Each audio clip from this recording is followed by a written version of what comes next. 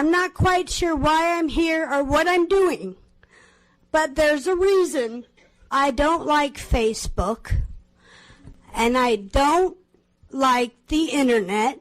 The library blocked my password. Now tell me, does that make any sense to you? There's a very low percentage of this that is smiles and glory holes. This is absolutely lit. This is lit. Ladies and gentlemen, welcome to Dark Times with Dark Match Steve. I am Dark Match Steve. Welcome. Come on in here. Let me seduce you. Let your guard down. Be vulnerable. Get comfortable, but be vulnerable. I promise I won't violate your morals too badly. Listen, whatever happens, you'll heal. You'll heal up just fine, okay? Welcome to the stream. What do we get into tonight, lovers? FBI hiding evidence about the Charlie Kirk assassination deal. Candace Owens also, just in general, debunking the FBI narrative. What is this woman up to? Some of the stuff she's been, you know what? I don't know. This, I guess we'll see how things develop, but this might actually be something, this whole Charlie Kirk case might actually be something that ends up getting more credibility for Candace Owens. You know, it was like kind of a joke at first, but then I don't know, man. We'll see how this plays out. Like I said, we played the second court appearance. They're talking about discovery and all the digital evidence. There's voluminous digital evidence, according to the prosecution. Hopefully, the standards for what they consider evidence are better than what they've released to the public. Yeah, so I'm interested to see all the evidence that they have. Let's see it all. I hope that becomes I hope it's all available for people to look at. I kind of doubt it. I don't know. We'll see. But it is interesting the way this whole thing has developed, and people, you know, even like we played Steven Crowder, his Change My Mind, his first one back from retirement. And what was I getting at? Oh yeah, Steven Crowder, he supposedly got these pictures or the information from some source in the Department of Defense saying that the bullets had the casings had carvings on them, the bullets that were intended to kill Charlie Kirk. And yeah, I don't know. And people thought he was full of shit. Now I think like the people that believe the FBI, which I don't know how you people can do that. I'm just so confused, but whatever. Those people think that this is, gives more credibility to Steven Crowder here, that he's getting like, oh, he has a source at the DOD, so you better listen to Steven Crowder. He's got insider info. I'm more leaning towards thinking that Steven Crowder is kind of corrupted and or he's being used as a tool. He's being I was going to say useful idiot. He's not an idiot. I just think he's, I don't know. I don't know why anybody wholeheartedly believes the FBI here. I think that is just the biggest fucking joke ever. So we'll get to some of this. I don't want to do a long stream tonight. I know that's always been a joke. Every time I say that, I still end up being on for 3 hours. But yeah, I don't know. I got into such a fucking bad algorithm last night. Like the stream has a few hundred views. Though it's up now. I think it's near like, it's like 300 or some views, which isn't too bad for my tiny ass little bitch channel. But yeah, I don't know, guys. It's just like I've been exhausting myself and really like pouring time into doing the stream, and then when I get into bad algorithms and I've got less than fucking 10 people in the YouTube deal. I mean, I had the thing is, I don't really know how many people are fucking bots and whatever. But it's like when I see people in the chat, I know there's actual people there, at least because some of you guys, I'm familiar with you from other places. But yeah, man, it's just a bitch. I've been exhausted, and I've just got a lot of shit going on behind the scenes and everything. And yeah, man, fucking anyway. Let me get to the chat, say hello to everybody, and then we'll get started. We'll check out some of the Candace Owens shit. Funny face up in here. Now I want my milking. Sir, you can have one. I stopped doing the free prostate milkings for first in chat because people just like, things got weird. I'll just say that. Who would have thought giving out free prostate milkings for the first person in chat, and then that would go south? Who could have ever predicted that? Dutch Duke, welcome. Goat. Thank you, sir. I appreciate that. Gayest of all time. I think that's what you mean by the goat. I'm the gayest of all time. Thank you. Scott Starbird, welcome. Bart Hutchison, DMS. It's what y'all really want. Welcome. Oh, Don's in here. What's up, Donald Ferguson? Bob Cook's up in here. I'm not real. Yeah, I know. Well, I know on a grand scale, you guys aren't real. I know I'm in a simulation. I know that. But I mean, within the simulation, real people interacting with me. Oh, God. My mental stability is just taking a nosedive. All right, let's go. So where are we going to first? I guess we'll go to Twitter first. I think that's where... Do I have this whole clip saved here? The longer one? Ooh, I do. Okay, here we go. This is it. Yeah, God, I'm not going to get to all this tonight.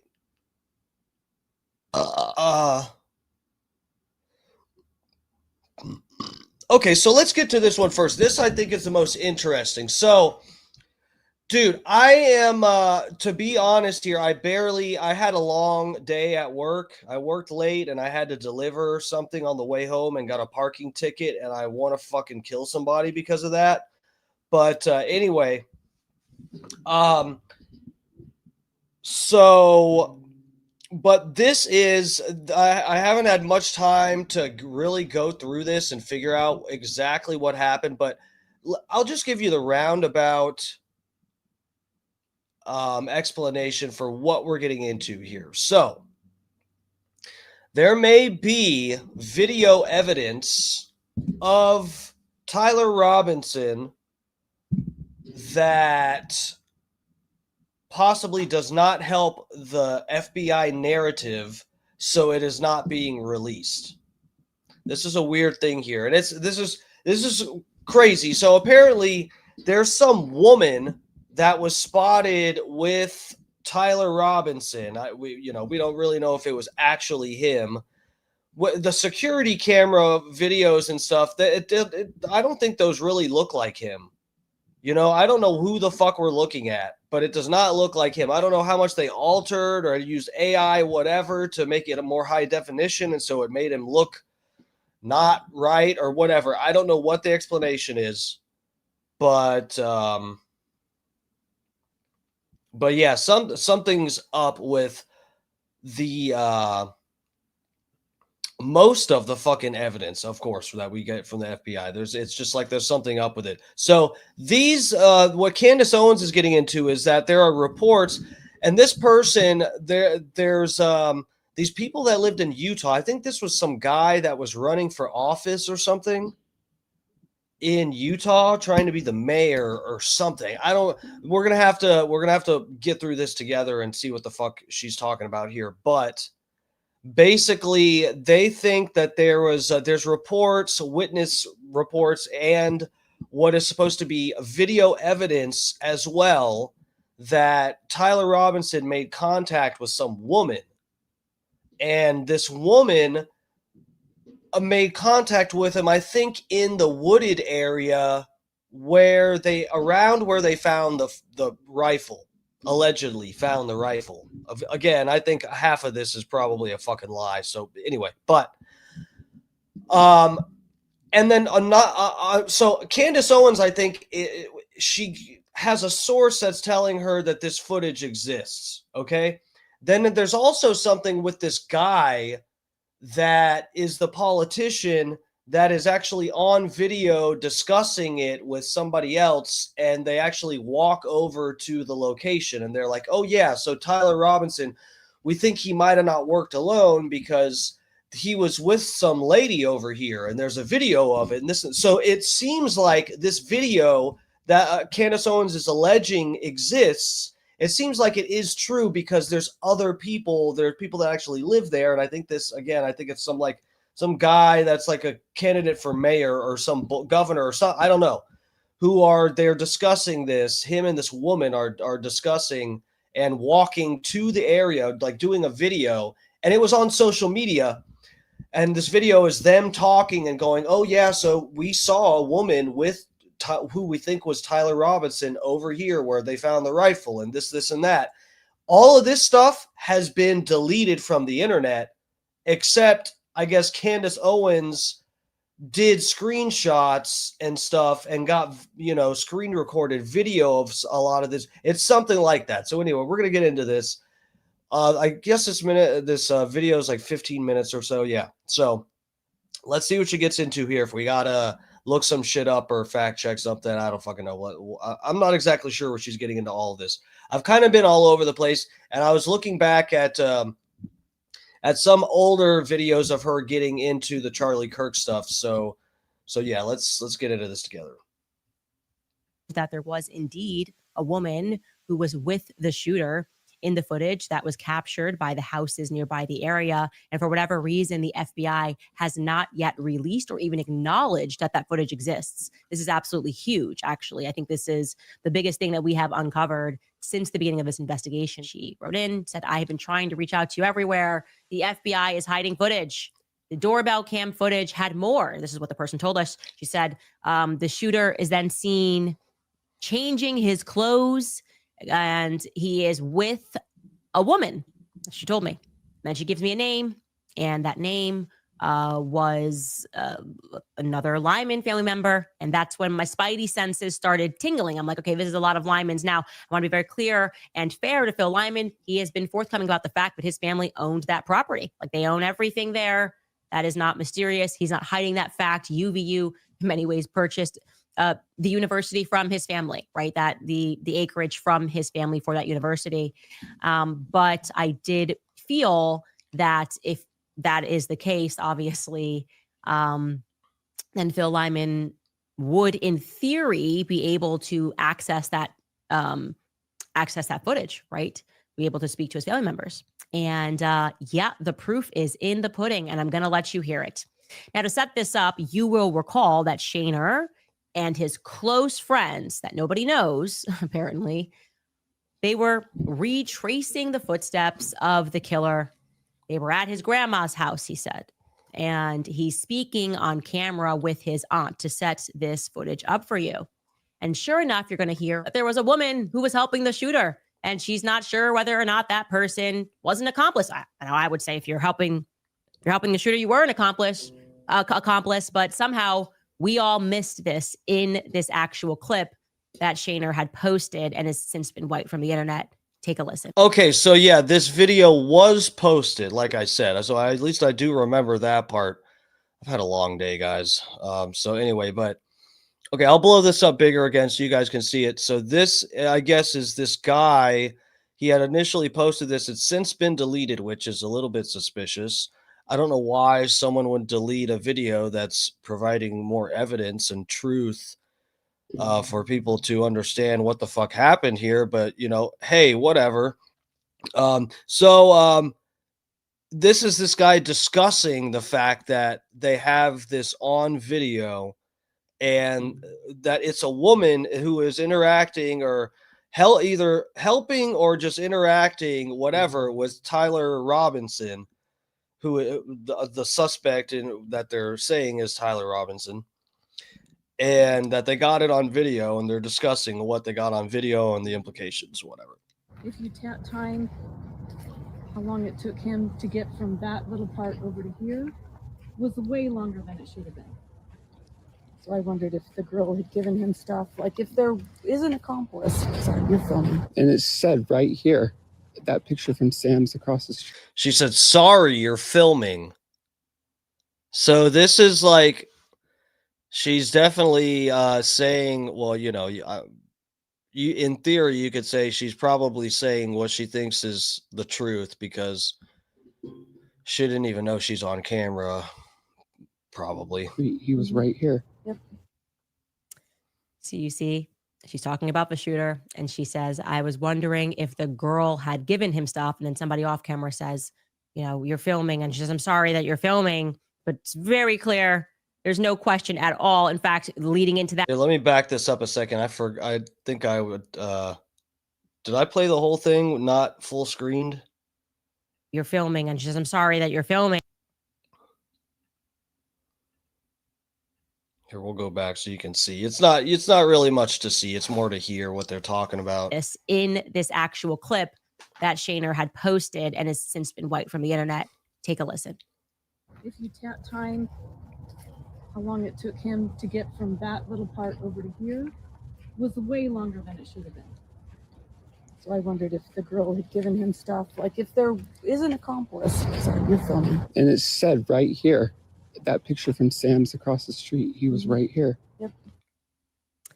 So you see, she's talking about the shooter, and she says, I was wondering if the girl had given him stuff, and then somebody off camera says, you know, you're filming, and she says, I'm sorry that you're filming, but it's very clear.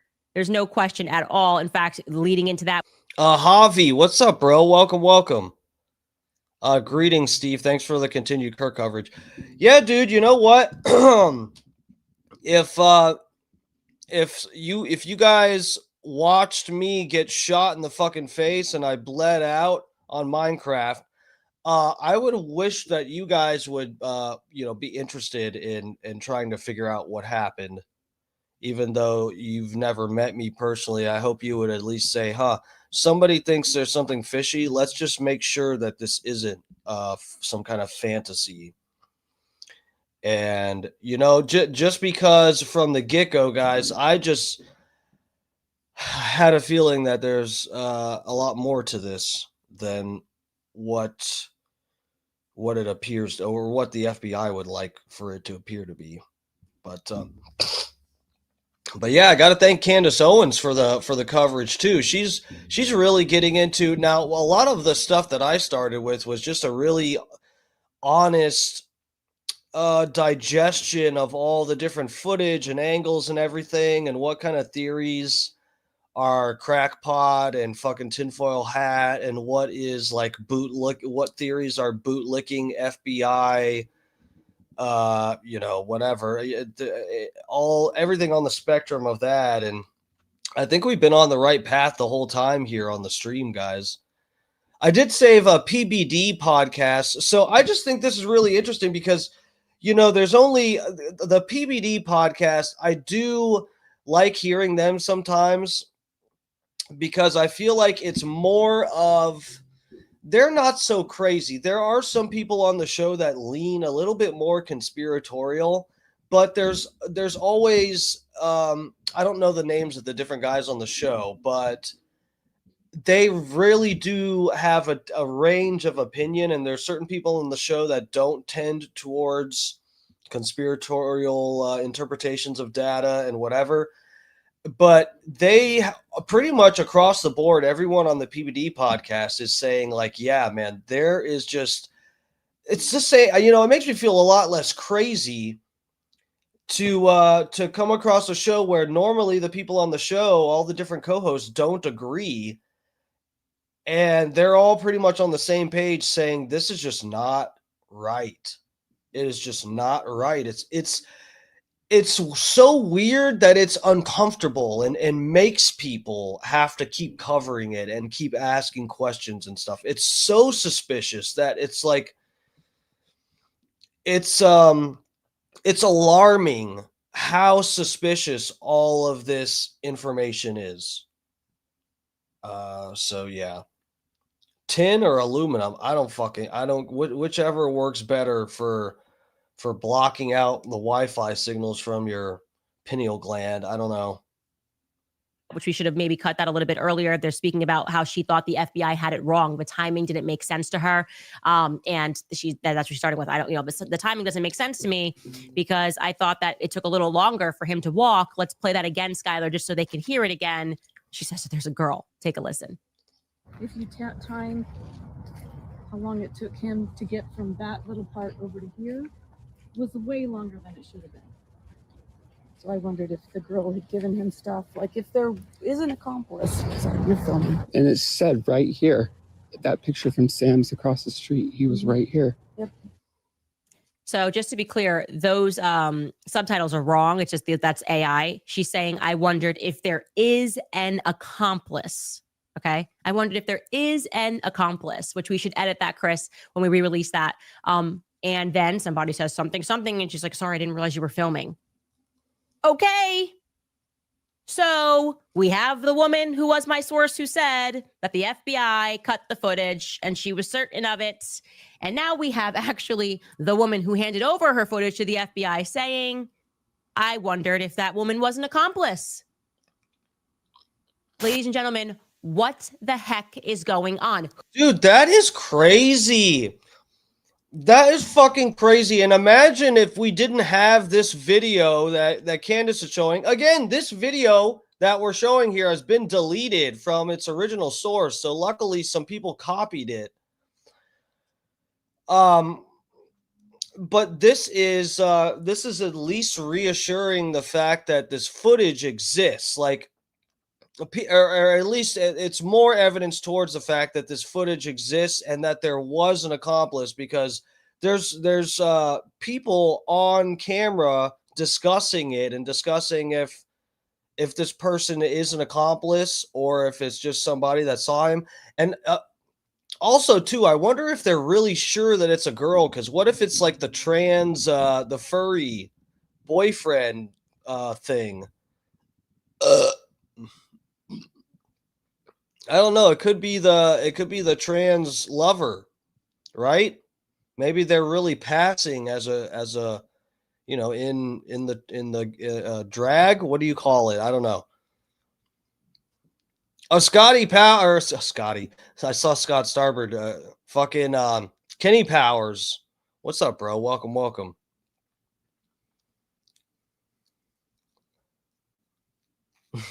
I always thought conspiracies were more of a white people thing. That's the same thing I said when I heard that the Bubba Army had given a podcast, about conspiracies to 2 black kids. I said, what? Skrr! That's for white people, dog. Now they're trying to take our culture. It should be the other way around. We're supposed to be the ones taking hip hop and gang violence and stuff. Right? I don't know. Okay, so oh yeah, let me get back on this tab. So wait, yeah, we're barely through this. All right, so let's see what else she goes. This is past where I listened to. I know I did hear. I went toward the part where she showed the footage, and I was like, "Oh fuck, the chat has to see this." Yogi, why is Don Ferguson was up in here saying this isn't the real Candace? What's going on? People think she's a clone. She must be a clone. Wink, wink. Kanye and Candace. Who was the woman that was with the alleged shooter? Why wouldn't the FBI immediately release that? Now, again, you should recall that the very next morning, on September the 11th, TMZ already had the doorbell cam footage, okay? So that means that the FBI already had the footage, right? They would have seen that there was a woman with the shooter, and yet they chose during this manhunt, during this 33-hour manhunt, not to inform the public that they were also looking for a woman who this lady believes she wondered whether or not she would have been an accomplice, if that was his accomplice. That's pretty crazy. Guys, what is the deal? Does this not... This is what I'm talking about. Every step of the way, it seems to lean towards the idea that there's something a lot bigger going on here. That's fucking nuts, man. That leans or lends more credibility to the idea that this is some weird, probably planned out thing that's not an organic. This is like feds or something, because there's all these reports of very credible concerns, and the FBI is just like, oh no, we got the guy. 33 hours of hard labor on the part of the FBI. I mean, whatever. We had the two first people we arrested. They were the wrong people, and then this guy's dad supposedly turned him in. But I swear we did a lot of hard work here. What happened to this? This is good police work. This lady, who is the girl, the woman that was in this footage, guys? I don't know. What are your ideas here? Why would the FBI not tell us something so evidently crucial to this story, that we have a woman that's involved? What does she look like? How old is she? I obviously did the sensible thing, right? I reached out to Phil Lyman because it's his family, and I asked him whether or not he would be willing to track down this footage for me. And he's not happy with me. He's angry. I mean, he said really not nice things to me. He started asking me if I had something to do with the shooting.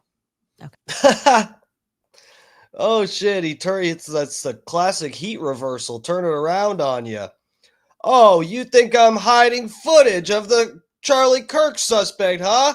Maybe you killed Charlie Kirk. Maybe I call the FBI and tell them you did it, Candace. Classic. Okay. And classic Uno reverse card. I basically just stayed focused and said, Phil, okay, we showed your footage.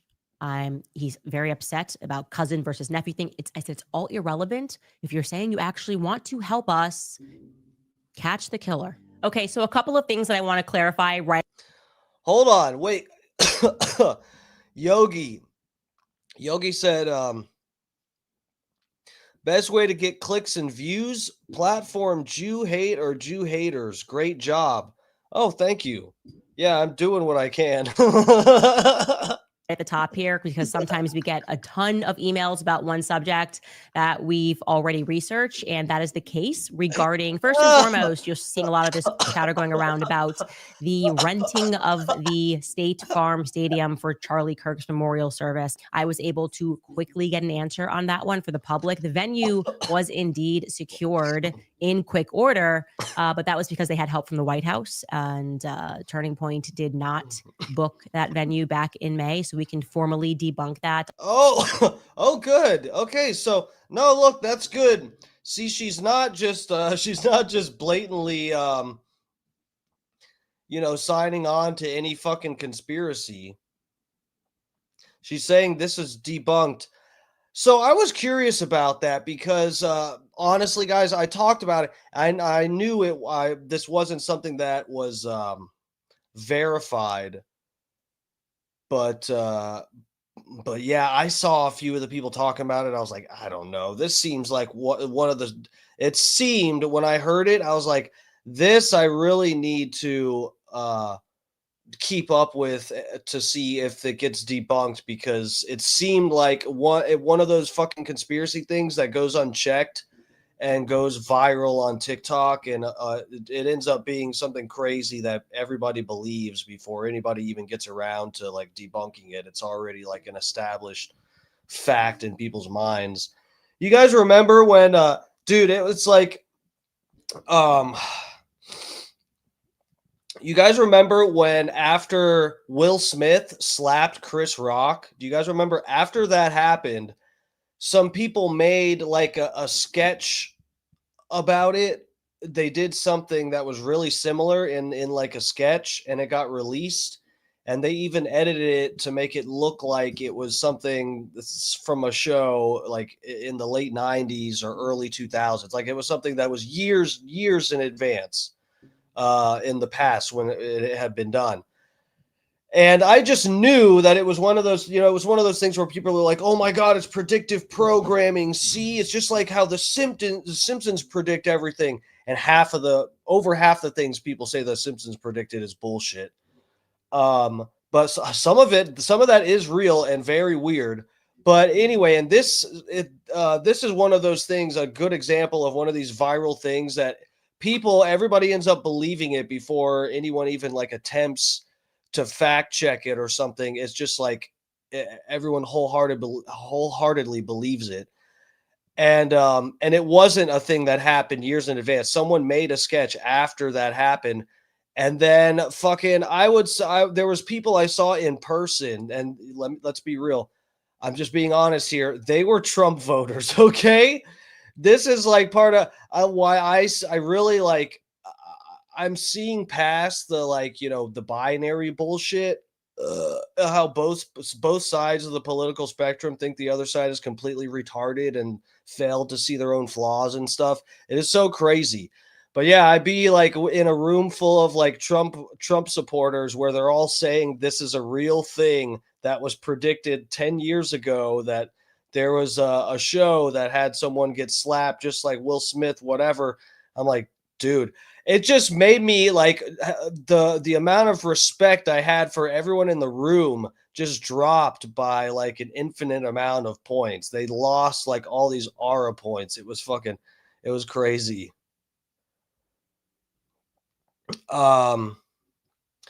Kenny said, didn't the Simpsons predict B. Hutch shooting Charlie Kirk?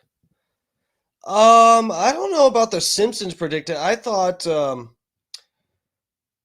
what happened? There was a movie that predicted it, or there's weird stuff in this movie where it says, in this movie, the fucking guy gets assassinated and his name is Charles Kirkland. And the shooter, they were at a boxing match, and the boxer's name was Tyler Robinson or something. I don't know. It was something weird like that. Kenny said, hey, look, a lot of people voted for Trump. They aren't all going to be geniuses. No, I know. Snake Eyes. Yeah, no, that was the one with what's his name? From Face Off. I just remember him from Face Off. Nicolas Cage. That's what it is. I just forget his name. I'm going to take his face off. I was told that the White House stepped in and put in a personal phone call to the event coordinator. And they actually did already have an event that was scheduled. And the White House simply asked those people if they would be willing to move or reschedule their event. Another thing that I came across. Okay, so that's what happened. So it was someone had rented the space already, but it wasn't Turning Point USA. They just got them to lend the spot over, and this other thing was rescheduling or something. I don't know. What the fuck was supposed to be there that day?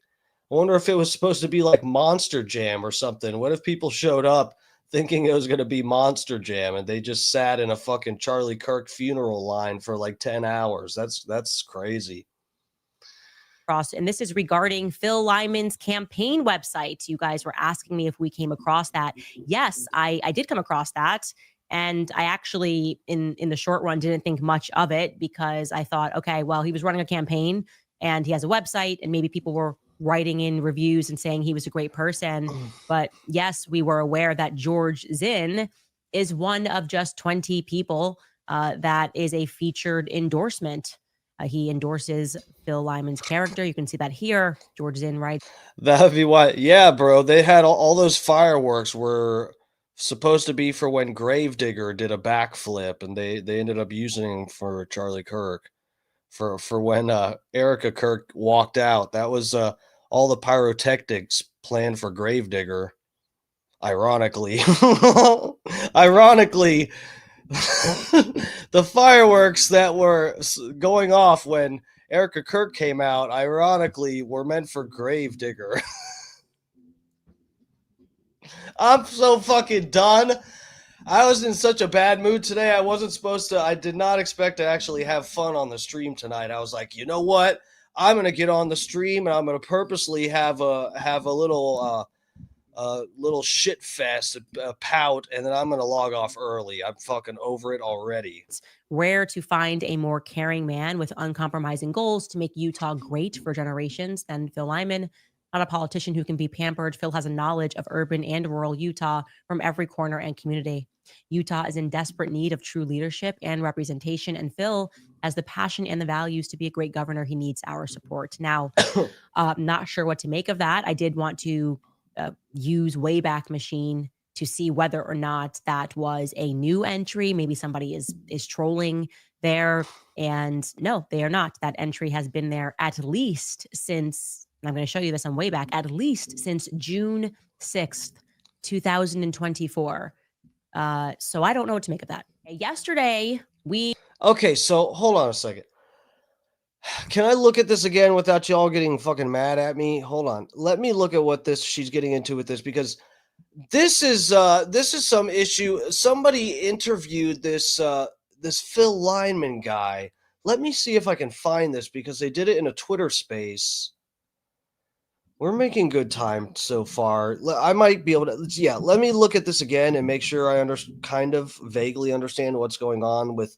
So Phil Lyman, I'm assuming they're saying he endorsed George Zinn, who is that crazy old guy who seemed to be acting as a distraction, a diversion during the Charlie Kirk event, where he was screaming, shoot me, and, getting escorted away by the cops. So let's take a look at this. Hold on.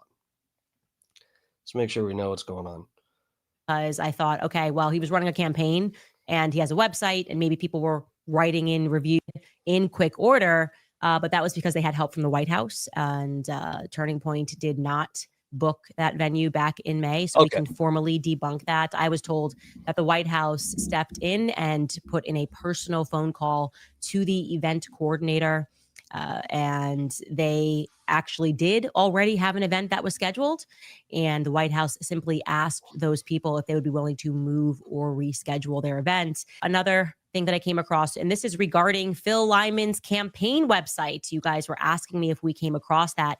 Yes, I did come across that.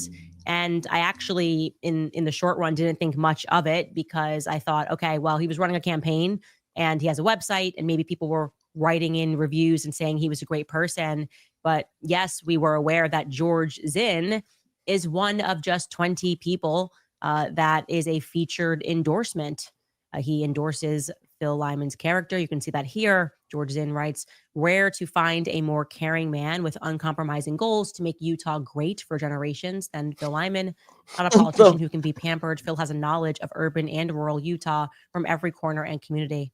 Utah is in desperate need of true leadership and representation, and Phil has the passion and the values to be a great governor. He needs our support. So this was on his Phil Lyman's campaign website. Dude, what the fuck is going on? This is crazy. This fucking crazy conspiracy guy, he was at 9/11. He got terrorist charges for calling in a bomb threat after the Boston bombing thing or whatever. Only got probation for that, mind you. He was at all these, like, he's met all these past presidents and stuff. He did this podcast talking about how he's like, he has a picture with every fucking president for the past, 50 years or some shit. This guy is some kind of agent or something. I don't know what the fuck is up with this guy. And here he's on some other, he's just so heavily involved in politics, but then he's also like, he's got this like sketchy part of his past. I mean, including now being charged with having, bad videos and content about children, really bad stuff. I don't even want to say the type of stuff because I think it puts me in a bad algo. So anyway, this fucking weirdo, man, I don't know what is going on here, guys. This is like where this whole thing, there's just like too much information to even process or keep up with. So it's just, there are some people that are going to default to like, you know what? This is a headache. This is actually not, I'd rather not know the truth than have to wade through what is essentially a fucking septic tank of bullshit to try to figure out what happened here. There's just like too much weird stuff going on. Now, not sure what to make of that. I did want to use Wayback Machine to see whether or not that was a new entry. Maybe Kenny, yeah, he was at Ford's Theater when Lincoln got shot. It's ridiculous. Somebody is he was in Forrest Gump. all those scenes that Forrest Gump was in of the past. Anyway, you guys get what I'm just trying to make a joke. I'm too baked. I'm tired. He's the Forrest Gump. He's the Forrest Gump of CIA agents. He's involved with every little fucking thing in the past. Rolling there. And no, they are not. There it is, guys. That entry has been there at chat. You're supposed to help me come up with these jokes and then DM me the jokes. Remember, we don't have many rules in the chat. Kenny, I don't know if you've been in here enough to know the rules for my chat. We've got very few rules in the. Are you guys liking? Okay, run for it. I'm glad you guys are enjoying. So let's go over this for 1 second. The rules for my chat, Kenny, and this is crucial for you because you're a very funny guy. Okay, so what are the rules again? I forget. Oh, no doxing. We don't do any doxing, not even pretend doxing. Someone put 8675309 in the chat, and they tricked me into thinking someone was getting doxed, and it was funny, but that's not allowed either. Don't even pretend to dox. You'll get banned for that. What else what were the other rules? Well, yeah, I know that's that one. Well, one of the other, probably the most crucial rule is to not be funnier than me in my chat. That is not okay. Kenny, are you listening? I do not know the rules. This is the most important one for you. If you think of a really funny joke, you need to DM me it, and then I say the joke. Okay? If it's kind of funny, you can just put it in the chat. Okay? But if it's a really funny joke, you send it to me, I say the joke. Otherwise, you get banned. Least since and I'm going to show you this on way back, at least since June 6th, 2024. So I don't know what to make of that. Yep. Oh, well, thank you, Kenny. You're cracking up at my jokes. You better be laughing harder at my jokes than you laugh at your own jokes. That is rule number 1. You know what? I care more about that than the doxing. Yesterday, we mentioned that apparently it was kind of everybody's first day on the job, right? 9/10 was everybody's first day on the job, meaning that there were a lot. Oh, dude, this is another thing too that's crazy. Not every, but there's various people in positions of power in different stages of handling this case and or investigation that they're all like new. I remember I did report on this on the stream here one of the nights we were covering Charlie Kirk stuff, that the FBI agent the director who was the head of the Utah division of the FBI, that guy had just gotten fired like a week or something before Charlie Kirk got taken out. So that's a new person that's in that position of the FBI over at the Utah headquarters. Then this judge we watched last night, the judge presiding over the Tyler Robinson case, is a judge that is just freshly in that seat. He's only been there for like a month or something. And I wonder who else she's going to get into here. I think there's some other, but yeah, there's like, I don't know. Is that really suspicious? I don't know. I mean, it is kind of weird though. It's kind of weird. A lot of these recent and brand new hires in Utah. Also, I told you there was a new CEO and therefore a new lead surgeon, Andrew Zenger, over at the hospital. New surgeon that did the autopsy too. I knew there was another one. Have you seen 13 Ghosts, Adam, over on the Twitter? Fuck yeah, I have, dude. I think there's a couple versions, right? But the version that came out in like the 2000s or something, I was a little kid watching that shit. That was one of my favorite movies. I liked it up until like the last half hour kind of sucks. But all the buildup and the plot and the fucking idea behind the whole thing with the glasses and the glass house and stuff, that is actually, for back then, that was a really decent movie. I did like 13 Ghosts. You like that a lot? I fucking love that movie.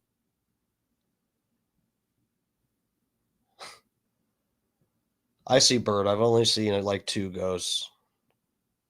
Oh, I See Bird. What's up, bro? Did you just get in here? Yeah, I think so. Be gay is the last rule. Thank you, Javi. I knew I was missing something. Be gay.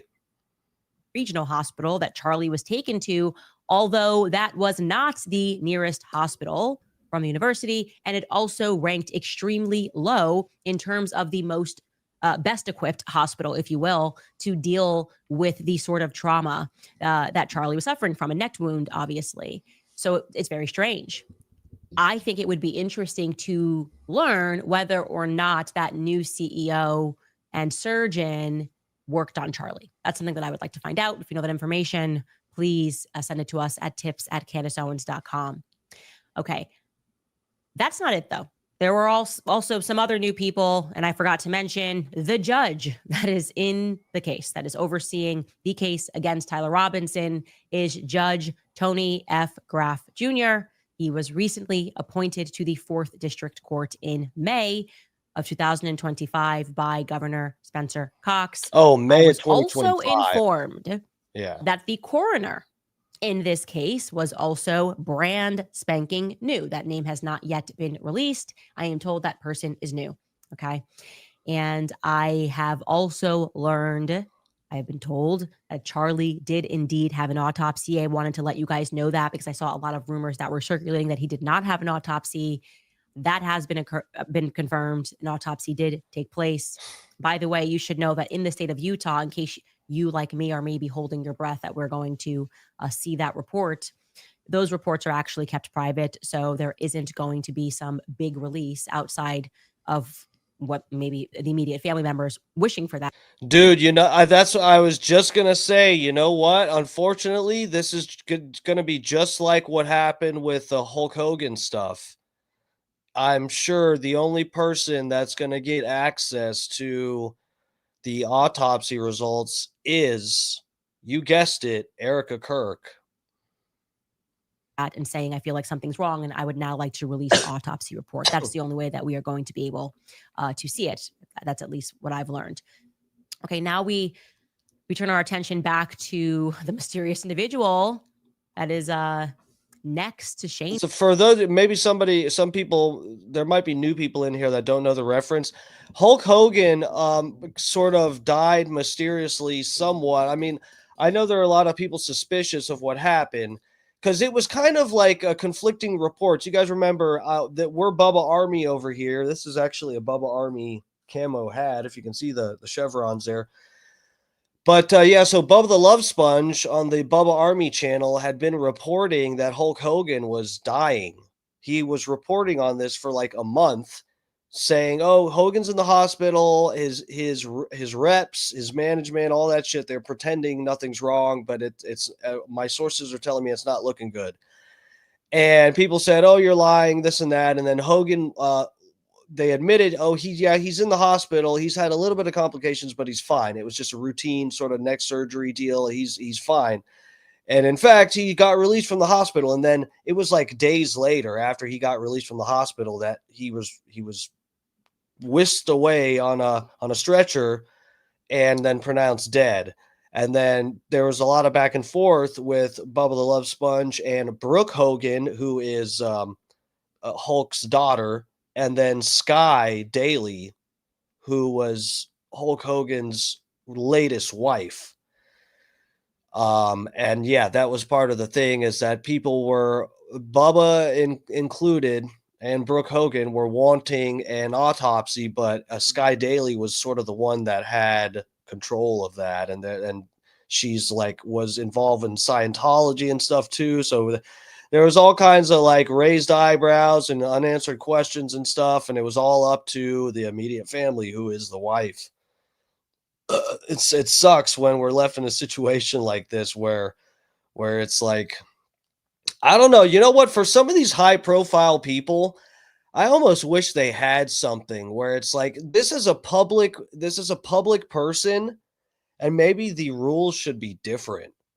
I mean, I know that sounds crazy or something, but if you're a public figure, like, it's not even debatable. Like, a public figure, you've got millions of people that care about your well-being and stuff. I don't know. I feel like we should be able to fucking do a petition or something like that. I don't know. I know I sound crazy. Right? We discovered that one person was from Austria. And then we're going, who's this goth kid?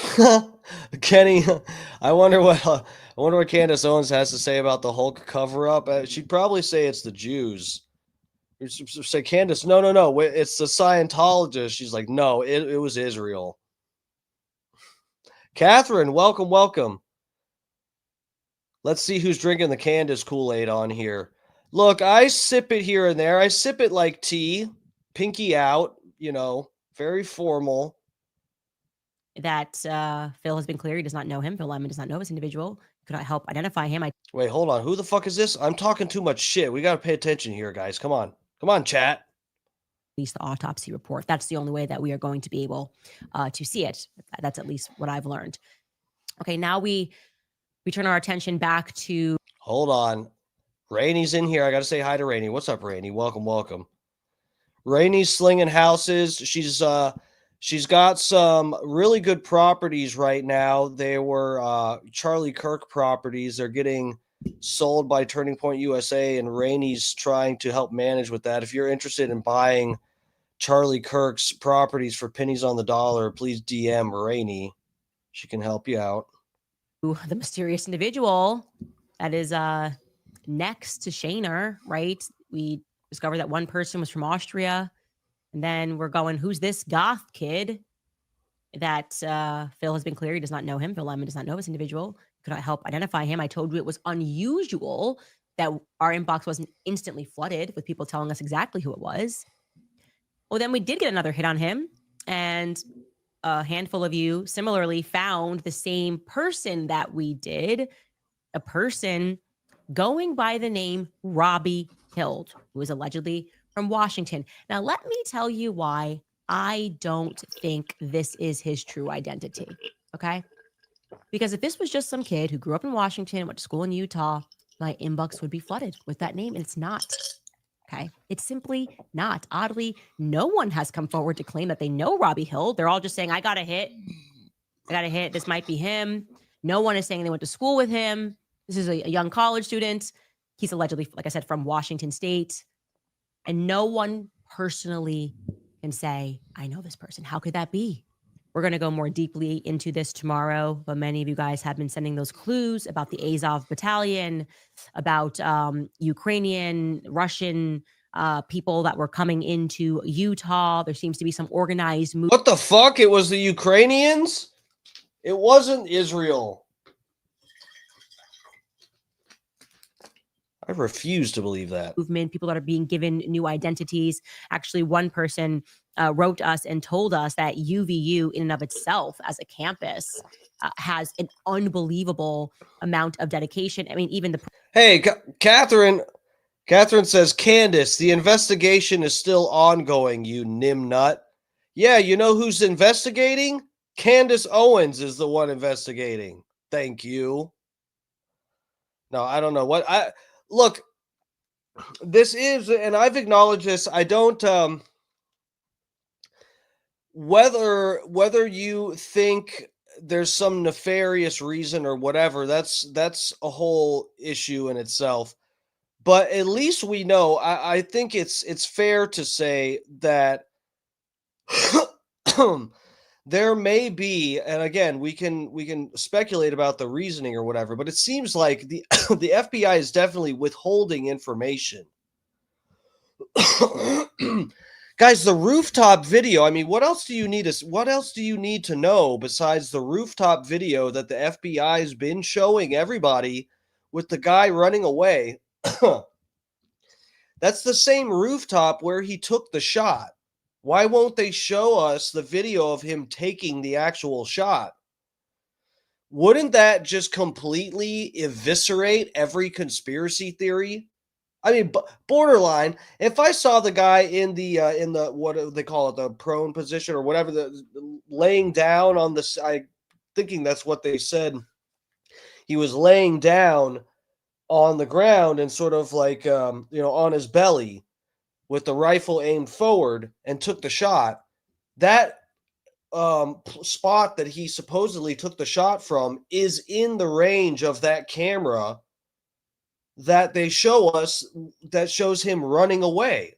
Why don't they show us him taking the shot?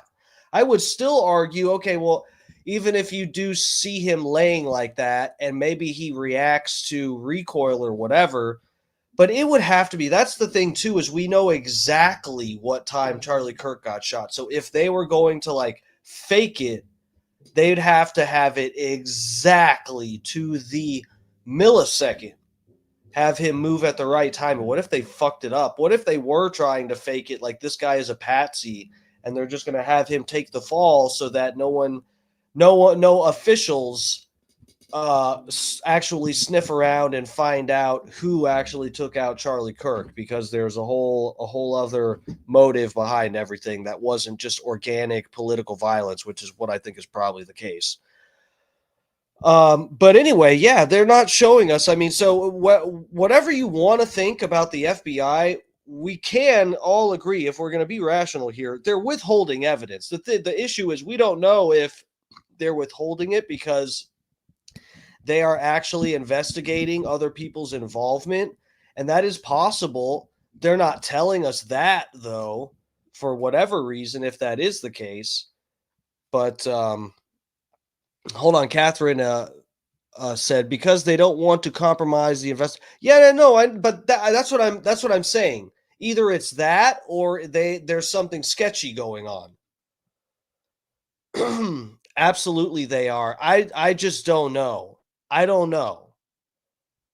You could say absolutely they are, and I wouldn't doubt that there are actually agents that are investigating different aspects of what happened that day, but I don't know. It just looks really weird when they say, you know, the manhunt's over. We solved the case in 33 hours. And there's still all of these like unanswered questions and stuff, and the evidence that they're giving us. This is, I mean, honestly, Catherine, I'm just being real here. Catherine's saying it's not over. All right, well, no, we'll see. I know they said they opened the investigation back up. That was like a few days ago, but I thought they said it was closed again, or that they're closing it out. I don't know. We can look it up real quick if we really want to. I don't really care about whether they say it's open or not. Because like I said, I just don't trust them. I feel like we're going to get the same thing we got with the Epstein thing. Is like they go, okay, guys, phase one, we'll give you phase one, which was nothing. It was a nothing burger. It just made these MAGA influencers look fucking foolish. And then they said, okay, Kash Patel's like, yeah, we're gonna, and Dan Bongino, we've got the undisputed evidence that Epstein did off himself. I'm sorry, guys, there's nothing more there. And we'll release the video. There's a shorter version, but we'll release the full unedited version so you guys can watch and see for yourselves that it's debunked. And then they release whatever they want you to see and go back on what they said. I'm sorry, forgive me if I don't trust the FBI when they've fucking lied to our faces already. You know, undeniably, undisputedly lied about the Epstein stuff. We did not get what they told us we were going to get. Presidents, I'm blanking on her name, it like majored in Soviet studies. Like they have a direct pipeline from Russia to America. It's very interesting. With American social media influencers to talk about how they are going to shape U.S. opinion. I honestly, with my eyes, I was going, this can't be real. Like they're not even hiding it anymore, right? It's like first it was a conspiracy theory. Now it's like, here's what we're gonna do, okay? And what are we gonna do? How are we gonna beat out all of these independent voices who are winning because they're telling the truth? So Deborah Lee asked Bibi Netanyahu specifically about Charlie Kirk's assassination and the potential loss of evangelical support for. Oh, we played this. I played this the other night. For the state of Israel because of it, which, by the way, is going to be the consequence of this. It will be the consequence of this because they lied after he died, and it pissed me off. Okay. Take a listen to what Deborah asks. So something I would like to raise, which was actually my first published paper, was how you and the Likud party are cut from the same ideological cloth as Trump and the GOP in America. And so specifically with Charlie Kirk's assassination, who was a big mentor of mine. I saw a thing that some influencers supposedly are getting paid, what did they say, $6,000 per post? Catherine says, Candace has a personal vendetta against Israel. Who's, Heart Love, welcome. Candace is nuts. You might be right about that. I'm a little crazy myself, too. No, I don't. Look, I mean, I'd like to know what example. I mean, really, I would like to know what thing you think she's nuts about. I'm assuming you're saying in the context of this investigation, or maybe just in general, you think she's nuts. I don't know. I'd like to know if you actually think she's way off on this. I mean, what do you think she's way off on? She said something. I don't know if it was a different day or what, but I know she had said something about that the FBI was hiding this video, and then later I saw that she had this. It was at least being referenced by people that were local there. That this Ring doorbell footage did exist, showing this possible Tyler Robinson suspect having an accomplice that, or someone who may or may not have been an accomplice that was a woman. I mean, she's been right on some of this stuff. It feels like, you know, she may be sniffing on the wrong trail, but I feel like she is finding some interesting stuff here. I mean, is there stuff that she said about this that's been debunked? I don't know. I haven't really followed everything she's released on this. Maybe she could have been way off with some stuff. I don't know. She's my first mentor in the space. Evangelicals, from all my research, evangelicals are the reason that Israel has been supported in public sphere outside of just Jews. So with Charlie's assassination and with the kind of trajectory that we see with like Candace Owens and Tucker Carlson, I guess I'm curious about what's another game plan if we lose evangelical support for the state of Israel. What's our backup plan to be strong, like outside of the diaspora? Okay. First off, I don't know why it's always me and Tucker Carlson. Why? Why is it always Tucker Carlson and Candace Owens? Like, can it be anybody else? It's all like, what? We have nothing to do with one another. I've been on his show twice on his independent show. I just love Tucker. I do. I'm a fan. I'm not gonna lie, but I feel like they're starting to think we're the same person. Tucker Carlson and Candace Owens. Tucker Carlson and Candace Owens over and over again. But listen to BB's response, because prepare yourself. What he is saying is that they are about to launch a psychological war on Americans. Take a listen to what he says. Christian influencers. Okay. You said, we talked about the woke right. And you said, I call it the woke Reich. That's a brilliant observation. The woke Reich, because these people, they're not any different from the woke left. I mean, they're insane. They're The guy responsible for a bunch of little kids getting killed is referring to some other people as a Reich, a group of people that have not killed a bunch of little Palestinian kids. That's rich. But they're actually meeting on some of the things. And what we have to do is we have to secure that part of the base of our support in the United States. That is being challenged systematically. A lot of this is done with money. Money of NGOs, vast. Money of governments, vaster. Okay? We have to fight back. How do we fight back? Our influencers. I think you should also talk to them if you have a chance. To that community, they're very important. And secondly, we're going to have to use the tools of battle. The weapons change over time. You can't. Hard Love says she only speaks rumors and doxes people. Does she dox people? What? Maybe she has. I don't know. I don't follow her that much. What has she been right about? Well, no, that's what I was saying. This thing about the video, I guess we have not seen the video, but if it seems like she's right. I don't know if the two different clips that I saw were from different days. Like if but she said she had a source that told her that there was a Ring doorbell camera, that the FBI, there's more to the video, the Ring doorbell video, and that there's a woman present in part of the video that may or may not have been an accomplice. Then I see this clip that we just watched together that she released where it's this politician guy or whoever, it's the woman and this neighbors, whatever, that are discussing this female accomplice and videoing, showing the area where these people were at in this wooded area or whatever. I mean, listen, you guys, I'm just saying, I haven't seen everything she's reported. She may have been off on some stuff. You guys are saying she's nuts and whatever. I mean, I was assuming you guys had some examples that she said, like, the shooter was a black guy and it wasn't, or something. I don't know. Like, I thought maybe whatever. I'm not saying she's right on everything. I just thought you guys might have some burden of proof. If you're saying she's just nuts, like I don't know, she's way off on this. I'd love to hear why you think so. Fight today with swords, that doesn't work very well. Okay, and you can't fight with cavalry, that doesn't work very well. And you have these. Yeah, but you're saying she never reveals her source.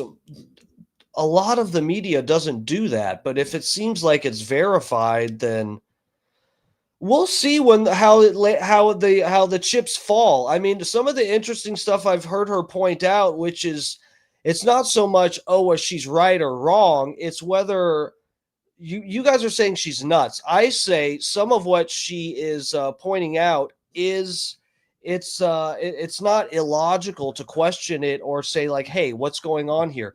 Like the inconsistency with them saying that Tyler Robinson wants to Epstein himself. You guys know what I'm saying, right? I don't have to spell it out for you. They're saying he wants to Epstein himself and that he was feeling unstable and all that. But then on the other hand, they go, oh, well, he turned himself in. Tina's up in here. What's up, Tina? She is a bit nutty, says Tina. Oh, God, I threw up a little. No, so, I mean, I'm not saying she's mentally stable. I'm just saying I think she might be on to something with some of this.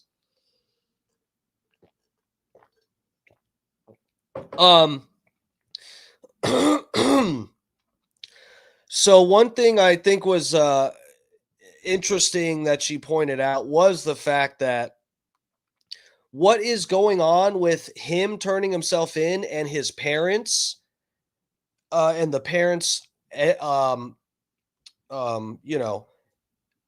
getting him to turn himself in.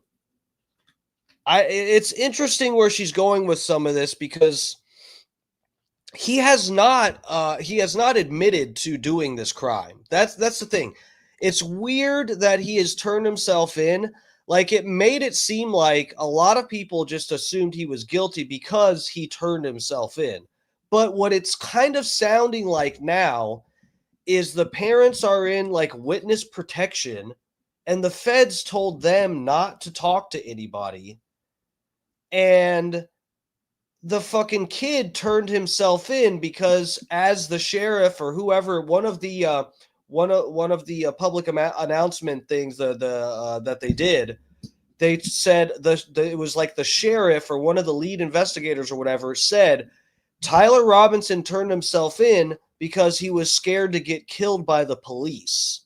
So if you're like the patsy for there was some crazy event and you see people on the news sharing pictures of somebody that looks kind of like you or something, and they start saying, oh, we got this rifle, and you're like, whoa, what the fuck? That is my grandpa's rifle, and it's in the fucking woods, and people think I shot this guy? What the fuck's going on? And the cops are saying they think I'm a murderer, and they're going to come raid my house, and if I'm in it, they'll blow my fucking head clean off my shoulders. You would turn yourself in. That doesn't mean you're actually guilty. So he has not admitted to the crime. And they're saying they have all these texts with him admitting it. Well, do we actually know he sent these text messages? Do we actually know that? No, we don't.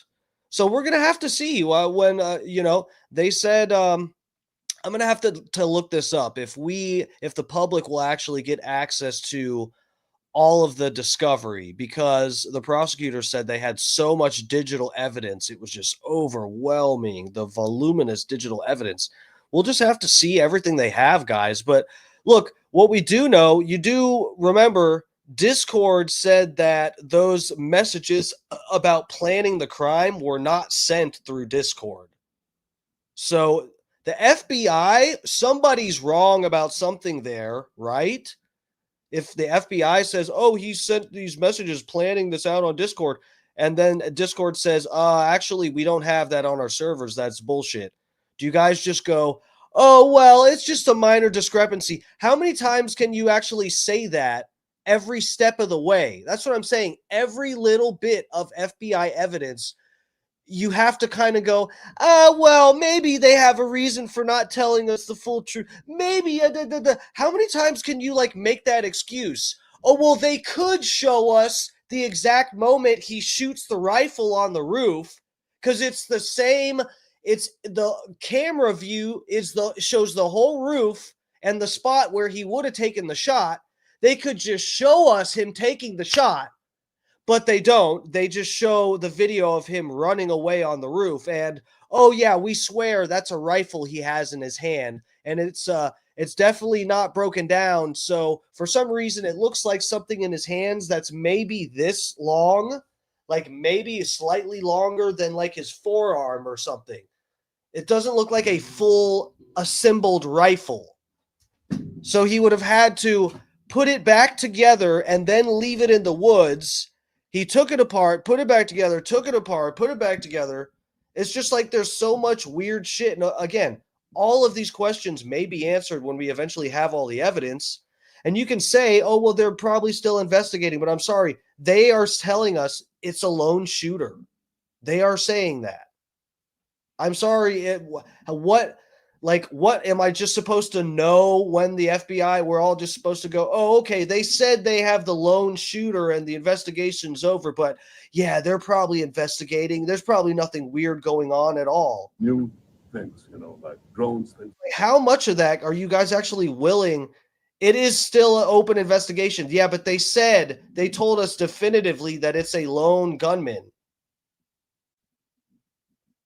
Steve Jackson said, thank you for wearing a shirt.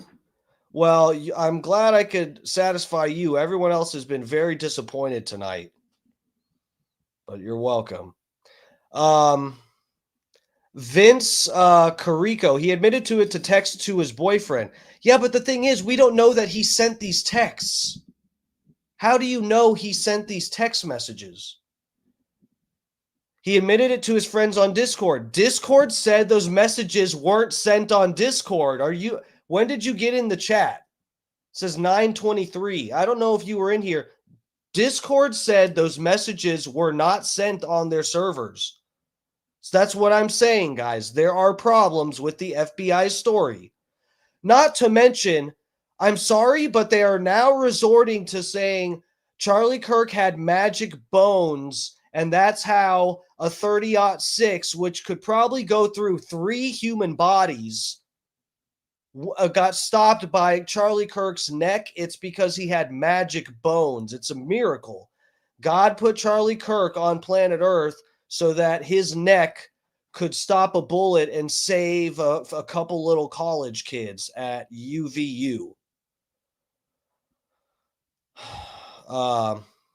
Rose Cassell. Yes, doesn't matter because our own government is against us. Governments probably, for the most part, hate their own citizens. That's just probably how it goes.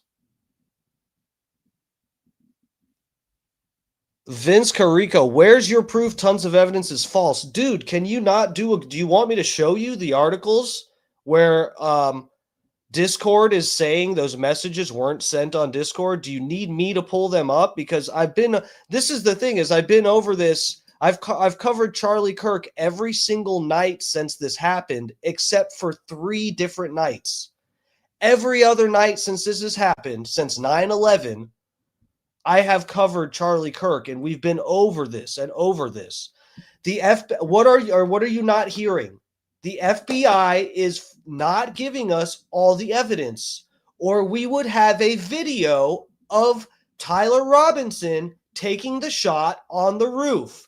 That is the same roof he took the shot on, is the same video of him running. That is the roof. Why don't they show us that? That is up to you to figure out. We have to speculate because they're not telling us the full truth. I'm sorry if you don't like how I'm speculating. There's nothing untruthful about what I'm saying. If you don't like it, that's okay. Go find someone else and come up with your own theory, because we don't have all the information because the FBI won't release it.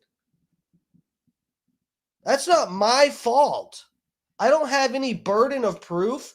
I'm showing you guys why the FBI, their evidence is not good enough or convincing for me. And I'm showing you guys evidence where I think it goes against what the FBI story is. The FBI has the burden of proof. They are the ones saying they have the suspect.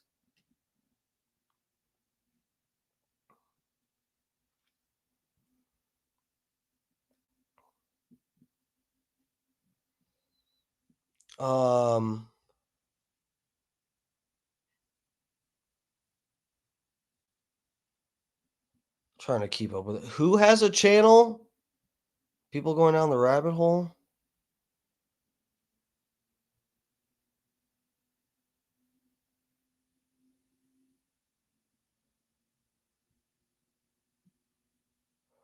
Tina, since when does the FBI or law enforcement give out evidence to the public before a trial? It happens all the time. As if the investigation is over, it happens all the time that the evidence gets. Either way, the trial is started. I don't know if they've picked a jury or not, but I mean, after they pick a jury, it's like there's basically no reason to not give us everything. I have to look at it. Hold on. Let me see. So when discovery happens, does the public get access to all the evidence? Let me see if I can look this up real quick.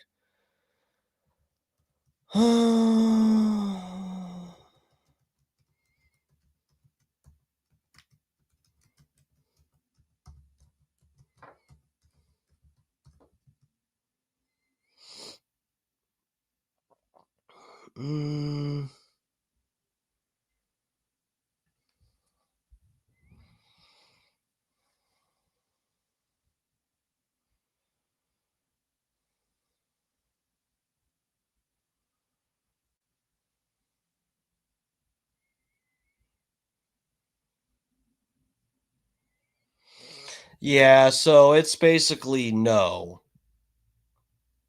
There can be sealed documents and whatever.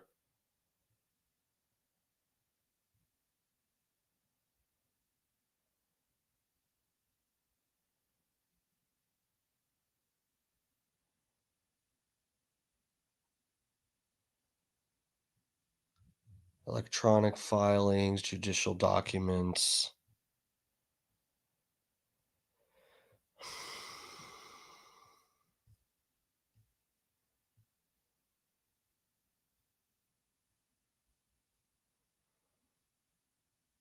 I guess that's I'm probably thinking civil, right? I'm probably thinking civil trial. Catherine said, stop following the herd.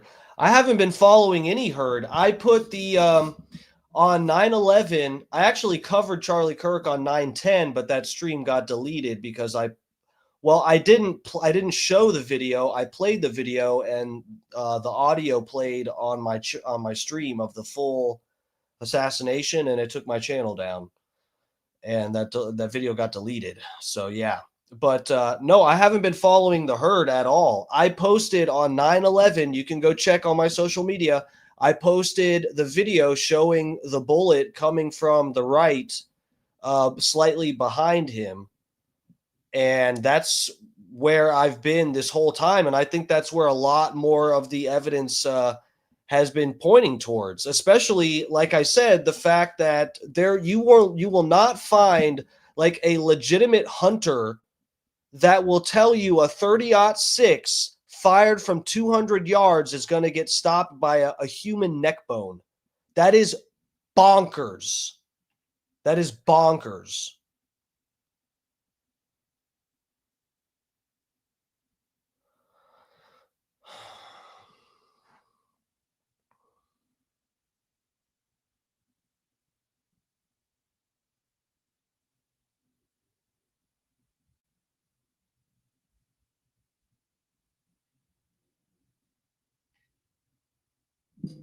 Trial's over after a verdict. Yeah, no, we'll see what happens during the trial. We'll see if this kid even makes it to trial.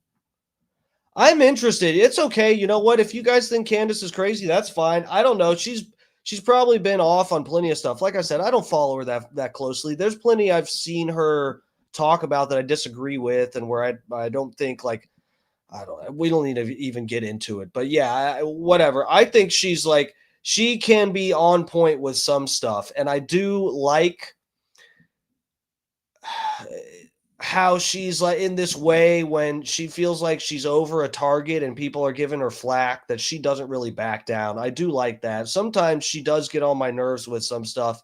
She seems like a little bit petty sometimes, but whatever. Like that. I won't get into that. But we have to fight with the weapons that apply to the battlefields in which we're engaged. And the most important ones are in social media. Okay, so let's this one, she's going down the Netanyahu rabbit hole. Let's get rid of that. let me get to this other video I saved. Now, I just thought this was interesting. This is over on YouTube. Let's get over there. So, this is the PBD podcast. I wanted to play this, at least part of this clip, because, oh shit, hold on. Because, like I said, this intrigued me that normally on the PBD podcast, there's at least like, I know there's like there's one or two guys that do somewhat lean towards conspiracy stuff sometimes. Like I think Patrick and the one guy with the somewhat curly hair. But then there's like two or three guys that are just not prone to that, and they're sort of all on the same page that things seem a little bit off with this. So let's just take a look. Hold on. I only watched a couple minutes of this, so let's. Okay. Kash Patel. I think it's this one.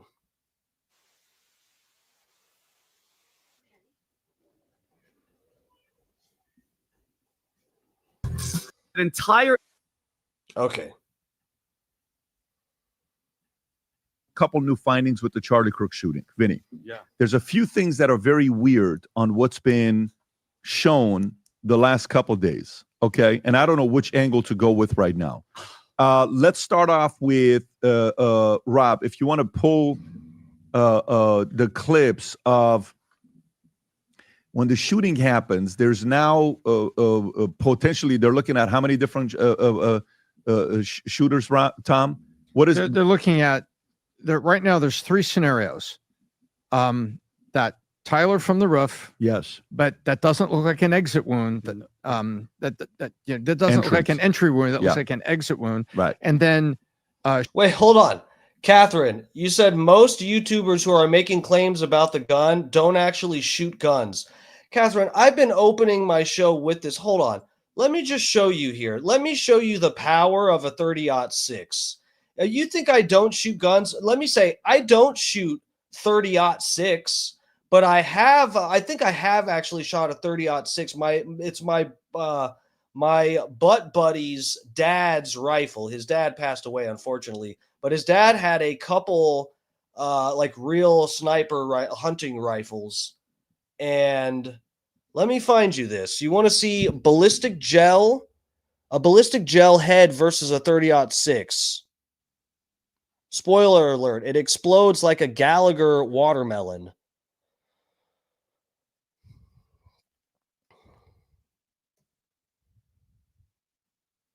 I shoot guns. I'm not even my channel is not a gun related type of channel. I shoot guns.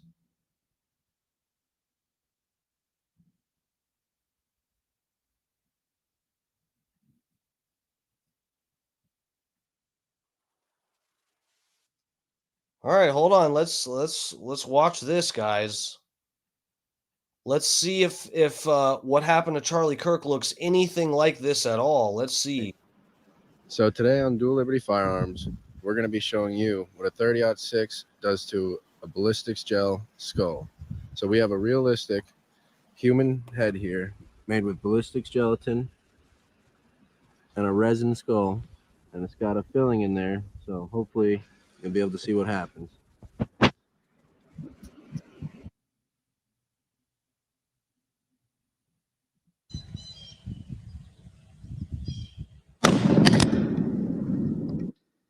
Huh, I don't remember Charlie Kirk's head exploding. That's funny.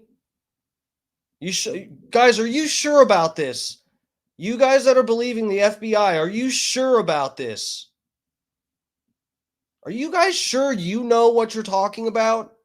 You're just ready to say, oh yeah, 30-06 FBI, they must know what they're talking about.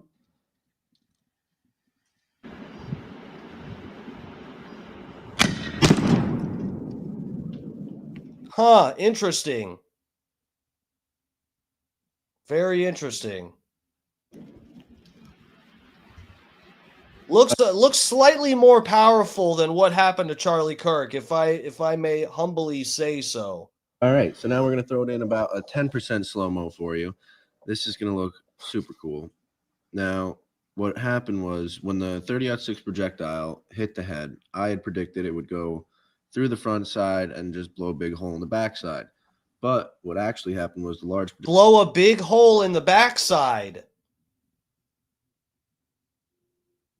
Catherine said he didn't shoot from a rooftop 150 yards away. You didn't prove anything from this. That is so funny because honestly, Catherine, that goes to show how little you know about guns. This guy, you can hear the delay. When he shoots the round, it takes a while for it to get to this head. I bet this guy is at least 150 yards away. At least. Catherine, people don't go out into the woods to shoot a sniper rifle at close range. I don't know what you think is going on here, but that's like not, people don't do that. To test, you have one ballistic gel head and you're going to shoot it. What do you think? What do you think, he's from 50 yards away so it's more powerful? It's just like such a ridiculous. I hope you're trolling. I hope this is someone trolling as a an FBI proponent, because that is bonkers. He's not on a rooftop. You think that, what do you think that changes? What do you think that's going to change the amount of force that this bullet has to be able to blow someone's fucking head off their shoulders in Minecraft?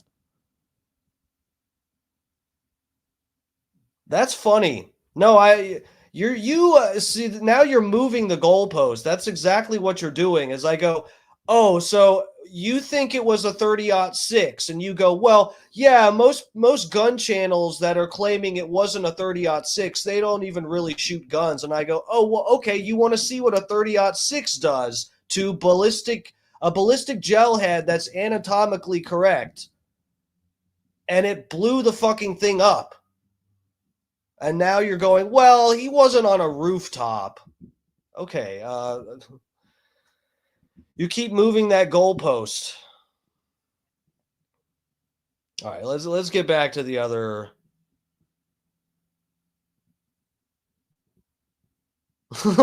I didn't compare apples to apples. No, you know what? It's funny, Catherine. I don't know who is going to be able to test that. You know, something about getting on a rooftop and shooting at something 200 yards away. Do you know that's like not legal to do? Do you know that no one's going to do that test? Who's going to do that test? The FBI is going to shoot out in the middle from that. If we did it from a rooftop at 200 yards away, you would then go, well, it's not the same rooftop. The windage could have been different. What is the rooftop going to make a difference? Catherine, answer me that. What is being on a rooftop going to make a difference? What are you after? It does have relevance to what we're speaking of. This is someone shooting a 30-06 at a anatomically correct ballistic gel head with a resin skull in the center of it. We are comparing apples to apples. It is the 30-06. Unless you are claiming it's a special round that he shot, then you would have to provide that evidence. You think it's some special round that once it hit the soft tissue of Charlie Kirk's neck, just disintegrated in his neck?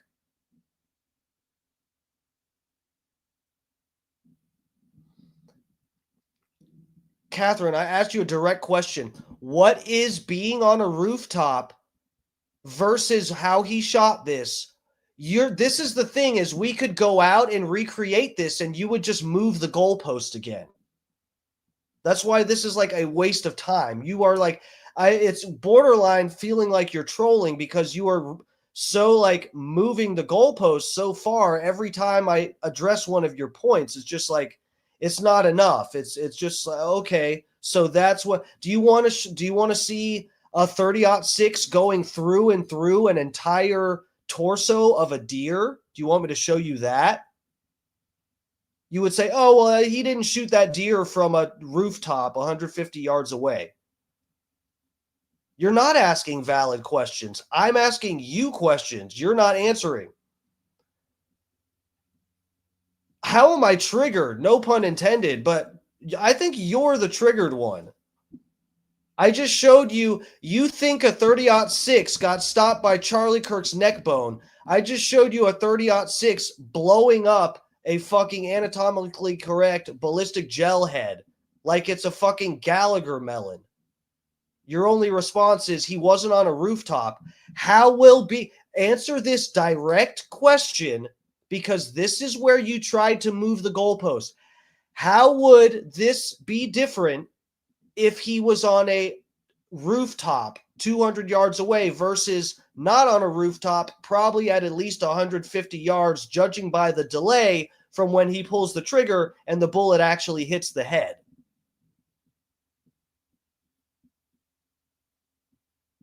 Can you please answer the question? Because that's what you wanted to move the goalpost there. I'm just wondering why. What difference is that going to make?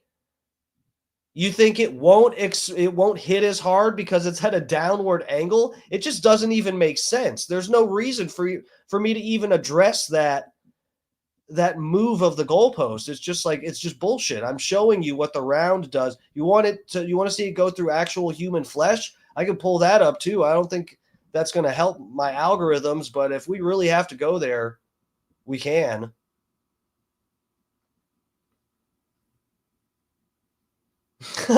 Kenny, it looks like this video was filmed during the late afternoon. That's not the right time of the day. Yes, exactly.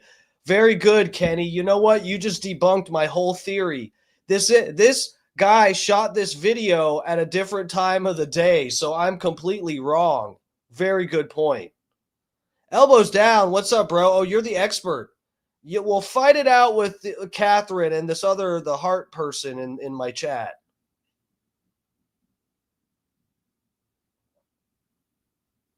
No, Catherine, answer my direct question. You are dodging so hard. You are dodging so hard. Oh my God, don't hurt yourself. Don't break an ankle trying to juke me right now. For real.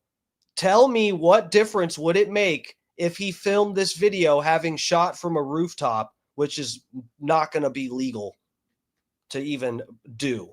But please tell me what difference that's going to make to you.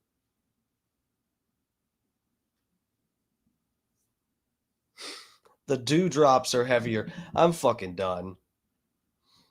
I'm done. I know at least some of you are trolling me. I'll just, you know what? All right, let's go to the PBD podcast. Let's see how many of these guys are wearing their tinfoil hats today.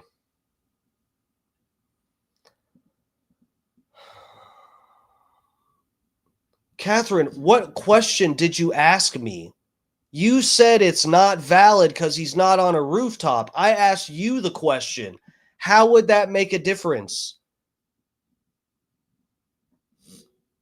Question my comparison. You're pointing out an irrelevant factor. Do you not understand that? People are making fun. You said, to any of us who are not experts would question your comparison.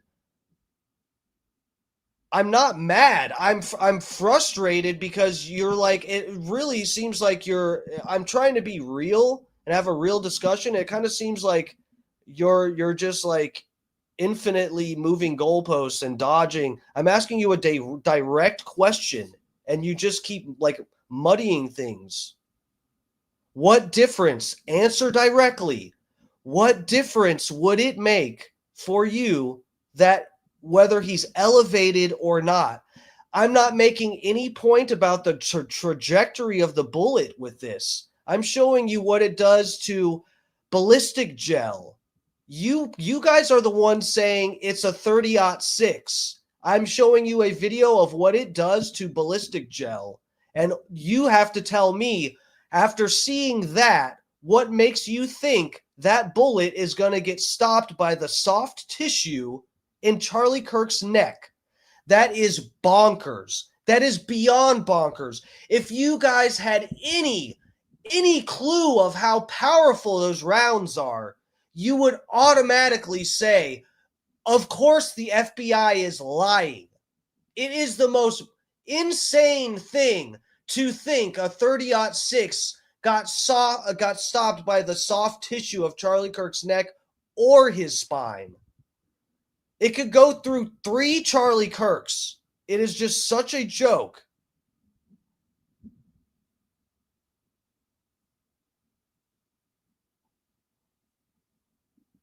From a no, but Catherine, so the difference would be are not the difference isn't something that's vital to the argument at all. That's the thing. You're talking about being slightly elevated and the bullet coming in at a slightly different angle. I'm not saying the ballistic gel video showed exactly the way the bullet hit Charlie Kirk. No, I'm not arguing that. That's just to display for you the amount of power that's involved when one of these bullets hits something. And to think that it did not hit him dead center. It hit over here on the side.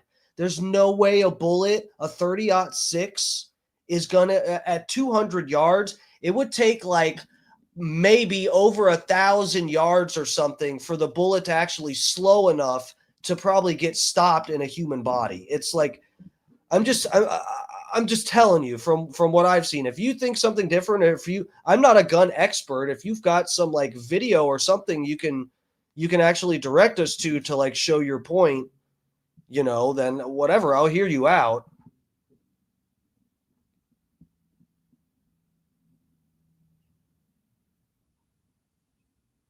Handheld bullets is what Bronson said. What are you talking about?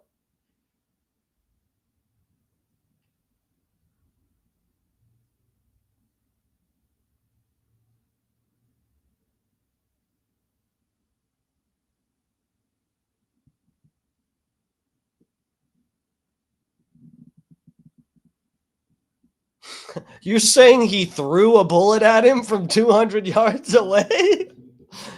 Oh, fuck. Could have been, he could have used a handheld bullet. I don't even know. I'm glad I'm not the only one in the chat who doesn't even know what you're talking about.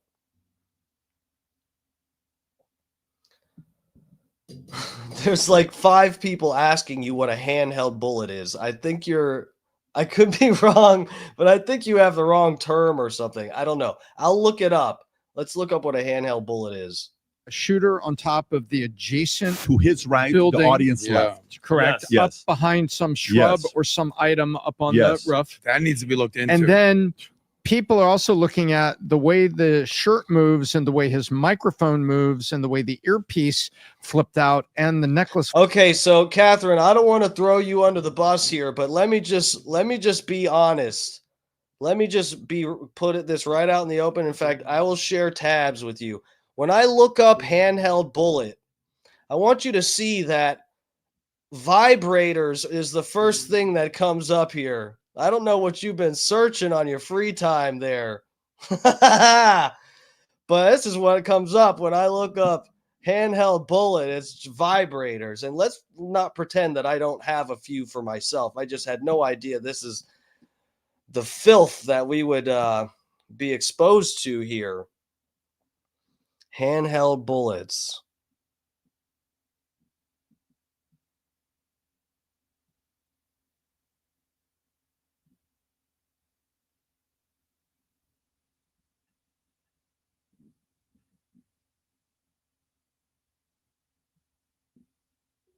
You might be thinking of handmade bullets. Are you talking about that he packed his own grain in there and stuff?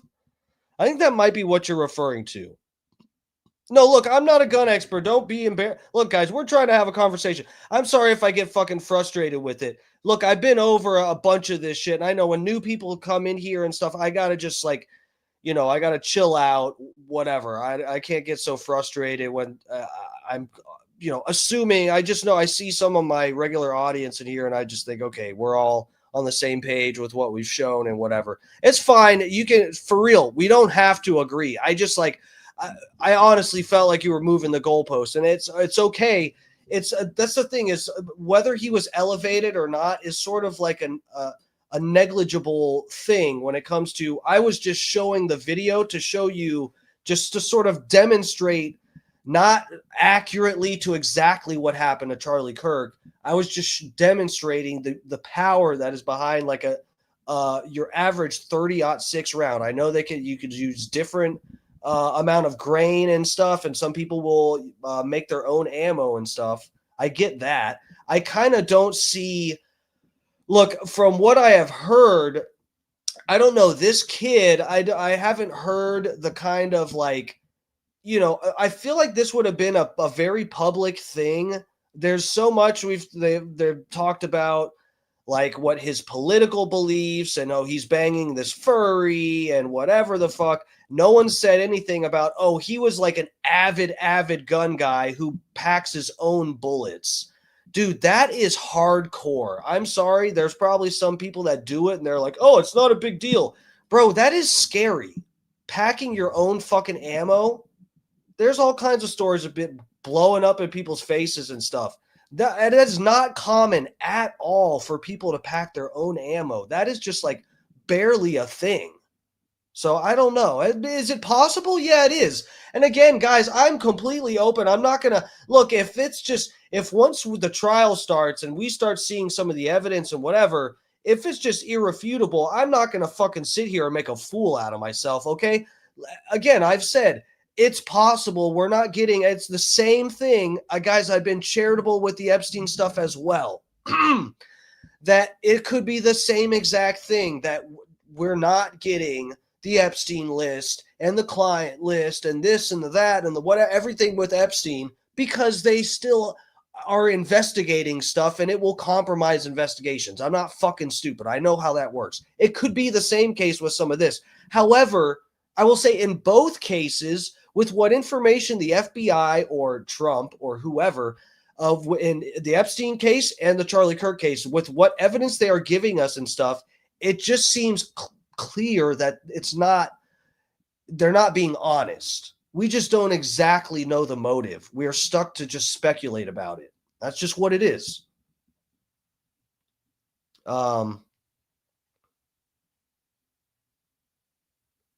Where's Angela Lansbury when you need her? Donald Ferguson. I love a good Angela Lansbury reference.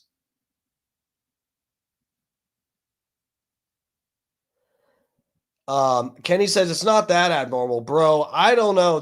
That's the thing. So with people that are actually gun nuts, that is probably not too uncommon. Dude, I shoot once in a while. I have a concealed carry permit. I live in Florida. I have a concealed carry permit. I've been hunting several times. I am sort of vaguely involved in gun culture. I have yet to meet somebody or use someone else's handmade ammo. I've never even seen somebody using their own handmade ammo. I've been to the range probably 100 times. I used to go every other weekend with my family. Never used hand-packed ammo. But again, it's possible he did that. I just feel like that. I don't think the people that do that give themselves enough credit as to how, I don't know, how hardcore that is. You have to be really into it to be going to the range and sweeping up your shells off of the floor after you're done shooting, collecting them, and then repacking them. And that's a lot, man. Hand loading rounds. So no. That's what I assumed you were talking about. That's what I've been sort of responding to the whole time here. I hope you weren't gone the whole time. No, that's what we were arguing about. To hand load your own rounds, that is pretty hardcore. That's what I was saying. I've been shooting a bunch of times. It's on my social media and stuff. I have videos of me at the range and everything. I own several guns. I have a concealed carry permit. I've been hunting several times. I've never even met somebody at the range or wherever that's using hand-packed ammo. That's really, it might not be that rare, but it's not something your average gun owner is doing. Not at all. But again, I'm not saying that's debunked. It's possible though that he did it. He might be that much of a fucking nerd. He's like, I'm gonna pack my own rounds, yeah.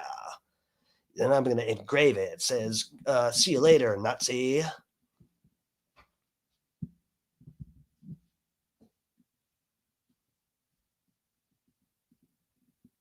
No, Catherine. No, we're giving you a pass. That's what we thought you meant. That's what we're not trying to fuck with you at all. Dude, everybody's learning in this. It's all good. We're good. I'm sorry if you thought I was getting too heated. I was getting frustrated. For real, I thought you were trolling me at one point. I don't know. We're straight. That's what we thought you meant. The hand-packed rounds. Okay, let's try to get through some of the rest of what these guys are going to get at here, because like I said, I just thought this was interesting. The PBD clip here was interesting because it's rare that all of these guys sort of get on the same conspiratorial type of page when covering some story. Flipped out. Was there actually, believe it or not, hold on, let's get back here, an exit wound that start off with Rob, if you want to pull the clips of when the shooting happens. There's now potentially they're looking at how many different shooters, Tom? What is they're looking at? Right now there's 3 scenarios. That Tyler from the roof. Yes. But that doesn't look like an exit wound. That doesn't look like an entry wound. That looks like an exit wound. Right. And then shooter on top of the adjacent to his right, building, the audience left. Correct. Up behind some shrub or some item up on the roof. So this is, just for the record, Catherine, I know you're fairly new, and please don't, I hope you feel welcome. Whatever. We're getting passionate. We're not fucking, we're not being assholes to each other. We're really trying to talk it out here. So this is, just for the record, if you were to ask me what I think happened, and this is not like I'm trying to convince everybody to get on my side of what happened, but if you ask me, you're like, what do you think happened? I think he got shot. This is the theory this guy's sort of mentioning here, that Charlie Kirk actually got hit from his right side, and that is an exit wound that we're looking at. Could be wrong. There's a video that I posted on 9/11 of that's the day after Kirk met his demise, of what appears to be a projectile hitting his neck from the other side and coming out this side. And then also there is another video that we found where it looks like you can see muzzle flare, which is the flash of light that it comes out of the end of the gun when you fire around. It at least appears you see that at an angle up near the window where and it all lines up with the exit wound, what looks like a projectile that gets caught on one single frame in this video, and then this flash that's up. It all lines up together. This is sort of where I think the truth lies. I don't know why they would be using this kid as a patsy if this wasn't this. That's why I kind of think that there is some agency or something involved, because I feel like just the way that wound looks, everybody has been recognizing how that wound just does not look like an entrance wound. It just really doesn't. And a 30-06 is just such a powerful round to not go through the other side of his neck and leave blood splatter and a hole through the tent behind him. It's just there's so much, there really is a lot to question. And I get, we have to wait to see all this digital evidence. I'm eager to see it. We're just going to have to wait on that. That needs to be looked into. And then people are also looking at the way the shirt moves and the way his microphone moves and the way the earpiece flipped out and the necklace flipped out. Was there actually, believe it or not, this is the third theory, mechanism on the that mic. there was something on the mic. Yes. And all I'll say is that every day that goes by, when you look at all this video, it looks less and less and less and less and less possible that it was a single shot from a 30-06 by Tyler. And from on across top of the that, a courtyard. couple things, Vinny, maybe you want to break that down. Yeah. On the digging and guy kid takes a chip, puts it in a hat, put it on. Elbows Down said, Catherine is mad Steve will be on Fox News one day. Hopefully not, guys. Hopefully I don't sell out and end up on Fox News. Unless it's like I'm getting interviewed for something and then I can like troll them and talk about how how Tucker Carlson got them sued for millions of dollars, and Bill O'Reilly was going around like grabbing the girls' asses that worked at Fox. Like I would let them interview me on Fox and then troll them about sexual harassment that happened in their building. That would be funny. I definitely don't want to work there. Sounds awful. You know, maybe walk through that And part. and by the way, there was, and just to go back, I don't want to say definitively, but there was a kid who was there and witnessed everything that's trying to give his account. And as he's saying it, he's grabbed and silenced and he's yelling, "Get the hell off me. Get off me." He was being silenced because he was giving his account. I don't know if it was Andrew that went up. Dude, and this is a good thing. I don't know if Catherine or any of the other people that, aren't really on our same page that we're debating this, just discussing it. If any of you guys are in here, this is one thing too. This is a significant thing. This video this guy's talking about here, I guess his name's Vinny, I think, that there's a kid that's getting interviewed by a random fucking cameraman. He's got a Trump hat on and he's standing there and he's like, "Yeah, so I was like right in front of Charlie Kirk, basically like pretty close in front of him. And we heard the shot ring out. I looked to my left and then looked to my right back at Charlie, and he went down and he had blood coming out. And then one of his friends or some guy comes up to him and stops him from talking. He's like, "No, get the fuck off me." And people thought it looked sketchy and weird. Someone was trying to shut him up. But that is one of the things that lends to this, lends credibility to this theory that the shot came from Charlie Kirk's right, because there are multiple witnesses on camera that say when Charlie Kirk got shot, they looked to the left where they thought the shot came from and then looked right back at Charlie. And this is one of the interviews. That's what this guy's referring to here. To him, but it looked like him from the side. I don't know. I'm just saying it might have been when it's aftermath, when the kid's describing the situation. But if that's the case. Did Sniz quit us? What happened to Sniz? He's watching the Bronson show while packing his own handheld bullets. I'm fucking done. Where the fuck is Sniz? What's the deal? I've seen him in Scott Starbird's chat. You gonna do me like that, Sniz? Go watch the Bronson show. Apparently they know how to pack their own bullets. I can't help you guys with that. If you need a tutorial on how to pack your own ammo, please go watch the Bronson show. I can't teach you that here. Can teach you how to pack a bong or something. You guys want to do that? And Charlie was hit. Could teach you how to do a push-up or something. Here, and the bullet came out there. I don't know if it was that day or the very next day. They were basically doing construction and digging up that entire area and putting so this is another issue too. We reported on this too. They replaced the fucking sod. There was grass down below Charlie Kirk, which would be the resting place of the projectile if the thing that actually took Kirk out was the thing that we are aligning with. It's a shot that came from upward down this way and through. That's the exit wound we're seeing. Then the bullet would be lodged in the grass that's down there. They've already picked it up and replaced it with concrete blocks or whatever. Concrete things and slabs down, which is unheard of, okay? Because people are now insinuating, well, wait a minute. If he was shot here and the bullet went in there, you guys are digging up where the actual round is, because we haven't heard about an autopsy. I know they're doing toxicology, but look at this. This is where Charlie was shot. What are they really that fast after? You guys are digging up and doing a bunch of stuff. And then with the individual that they're talking about, it's like the garden hose on the roof when they shot on Butler. Guys, so a murder, an assassination just happened. I don't care if you work for Turning Point. I don't give a damn what anybody's story is. Nothing is to be touched.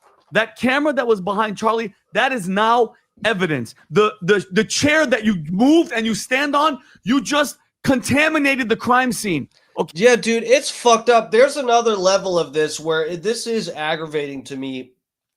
And this sort of goes along with the sentiment about Charlie Kirk's wife having control over the results of the autopsy or whatever the fuck, over whether that's public.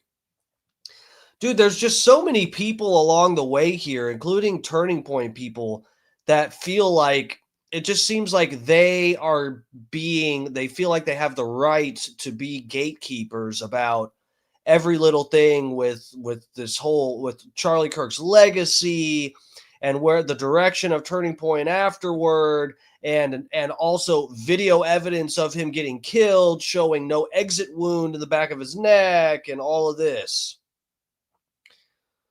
They haven't released the autopsy. Yeah. No, we'll see. But that I'm just, I'd be interested to see. I want to see the rounds, the pictures of these rounds, and there's a lot of evidence that we could look at that could tell us where we want to go with what narrative we want to believe, or what theory. Skywalker too. Welcome, 100%. Yeah, I don't know. I don't trust the official FBI narrative. I know what the part of the problem is, and we discussed it the other night. There's 1,000 theories about how this happened. People think it was the lapel. I think that is fucking bonkers. These people that think it was the lapel mic that blew up, I'm sorry. I think that's nuts. I think that the projectile came over his shoulder. We caught it in one frame. I posted that video on 9/11. It's still on my Instagram and on my Twitter. So I think we've been on the right path since day 2, technically. Day 2. Anyway, let's hear what the rest of these guys have to say. Okay, leave it alone. Where the hell was security? Where the hell was somebody to keep the integrity of the scene? And then there's footage of the guy going back there, putting his hands on everything, taking out the SD card, and turning. And when it goes behind there, Rob, he gives it to that guy. Like, doesn't look shady at all. And then, Rob, do they actually follow him when he goes behind? Keep it going. Keep it going. Let me see if this is the actual one, because the one that I saw, he takes it out, gives it to a guy, and it looks like look at this, puts it in a hat, and then puts his hat on. And I know everybody's going to say, well, he works for Turning Point, and I don't care who he works for. Why are you touching stuff? Why are you touching that? These 100% grass-fed beef sticks for Paleo Valley are 30 sticks for just $36 right now. But before you go and buy them here, I have another angle, Rob. I'll send it to you about him, but it's not adding up. And then, Pat, do you mind me bringing up the Nicolas Cage Snake Eyes thing that happened? Go for it. So for all you guys, all the older people, elbows down. You're one of those people, huh? So this is the craziest of the theories, but I like the hustle. I do. Charlie is actually alive. He will return in 2028 to be president of the United States. Do not despair. You know what? I want to believe that, so I think I'll just go with that. Actually, that sounds really nice. Sounds like it won't be bad at all.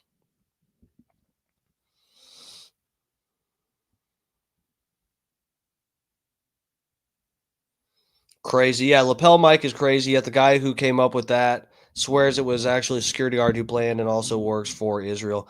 No, yeah, that's Stu Peters I think you're referring to. Stu Peters has been a big proponent of the lapel mic theory, exploding lapel mic.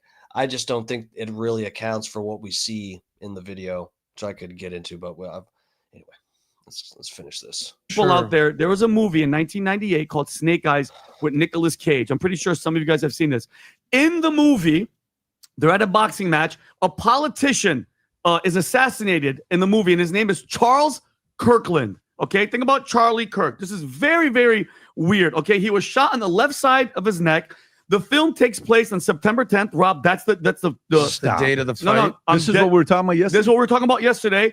Rob, that's the poster. And then the boxer who's in on the plan, who's doing a diversion, he wakes up on the ring. His name is Tyler, like Tyler Robinson, and he's called the Executioner. Okay, Jesus. Weird. And then the tropical storm that hits in the film is called Hurricane Jezebel. And for some of you guys that saw Megan Kelly just did a piece. That's the name of the online magazine that allegedly hired witches. Oh, yeah, the Jezebel deal. Comparing that movie with Nick Cage, yeah. No, I got to say, these... But the dates are inconsistent. So I don't remember... This is weird. I was thinking about that today, that I need to watch that movie for myself to actually know, because I've seen people argue that... it's erroneously debunked. I've heard some people say something like there is a September 10th thing related to the film, but either way, still the names and the assassination is weird. has predictive programming vibes, but I'm not like willing to completely say like, oh my God, they planned this back in the 90s. When Charlie Kirk was 3 years old, they made a movie about how they're going to kill Charlie Kirk in the future. In August to put a hex on Charlie. And the film, parts of the film were filmed at the Trump Taj Mahal and Hotel Casino. And the secret camera. Yeah, we looked it up last week.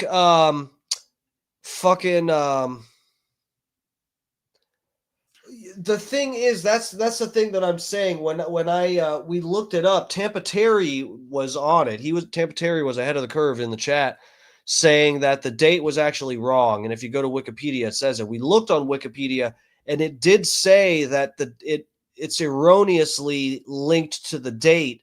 But then I saw some people later on Twitter or something saying that, oh no, the date September 10th, it is significant in the film. Something I don't remember, because we had already covered it, and I didn't really commit it to memory. I don't remember what I want to watch it myself just to make sure. Either it's on a poster or it's on something. There's something with September 10th and the film. It might not be that that's when the assassination happened in the film. I'll have to find it. I want to watch it myself. We'll see. Which films the assassination. Looks like a real shitty movie, which that sucks. I'm going to have to sit through a whole shitty Nicolas Cage movie to fucking, to debunk this, but it's worth it, I guess. But the videographer doesn't let anyone know. And guess what the tagline is of the movie? Rob, can you go to this is just a random occurrence. Go to my, I think I sent it to you. I actually sent the photo. Wait, look at this. Look at the tagline. Believe everything except your eyes. That's the tagline. Like, that's just a random occurrence, but I just wanted people to know, because that's what Pat, the official narrative that they're telling us, I don't think it's official. I don't believe it. By the way, that's the problem with hiding stuff today. You can't do it. Thank you. You can't do it today. You got 3,500 phones that recorded things. You think you're going to be able to get away with it this time around? You're not going to be able to get away with it this time around. People are going to have to find. And by the way, Kash Patel has the opportunity this time around to increase the faith in the FBI in ways we've not seen before if he does a couple things. Yep. And this is one of them, especially right now with what happened. Whether they'll get to the bottom of it or not, I don't know. Adam, your thoughts on this? Yeah, I think we're all asking the right questions that need to be asked. And again, ask questions.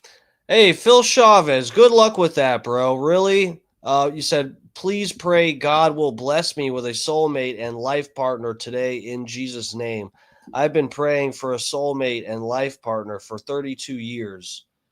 Wow, sounds like you're pretty gummed up, buddy. If you need like a free prostate milking, I do that.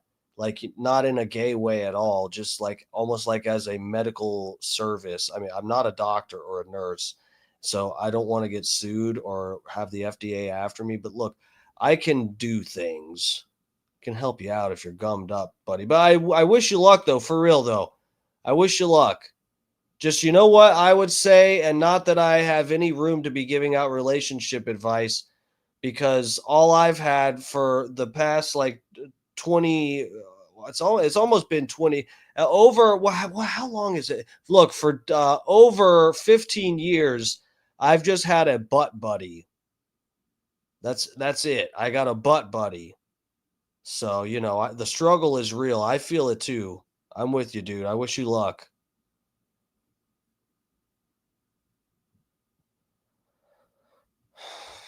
Don't come up with your own conclusions.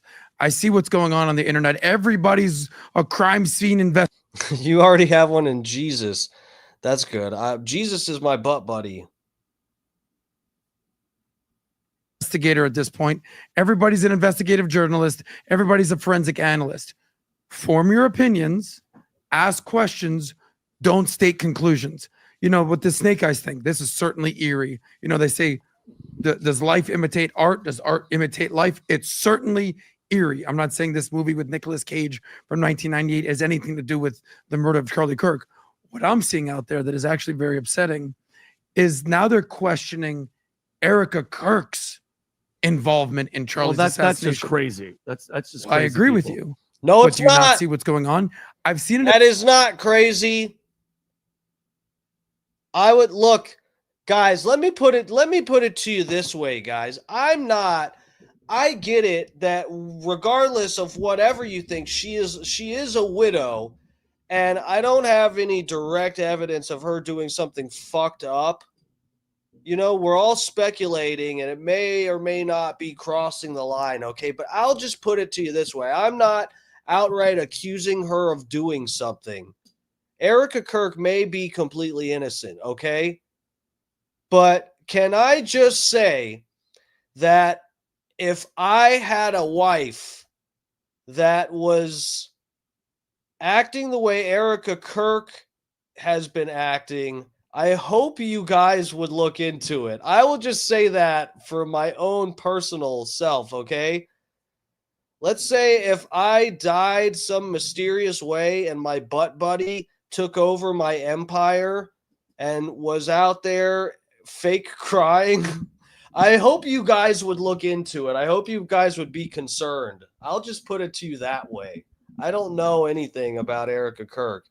I think it's a little bit weird that people are concerned about the Israel stuff because Charlie Kirk recently, within like the past like month and a half or so, had really been going down this path of questioning our country's loyalty to Israel and downright losing Charlie Kirk's own personal loyalty towards Israel.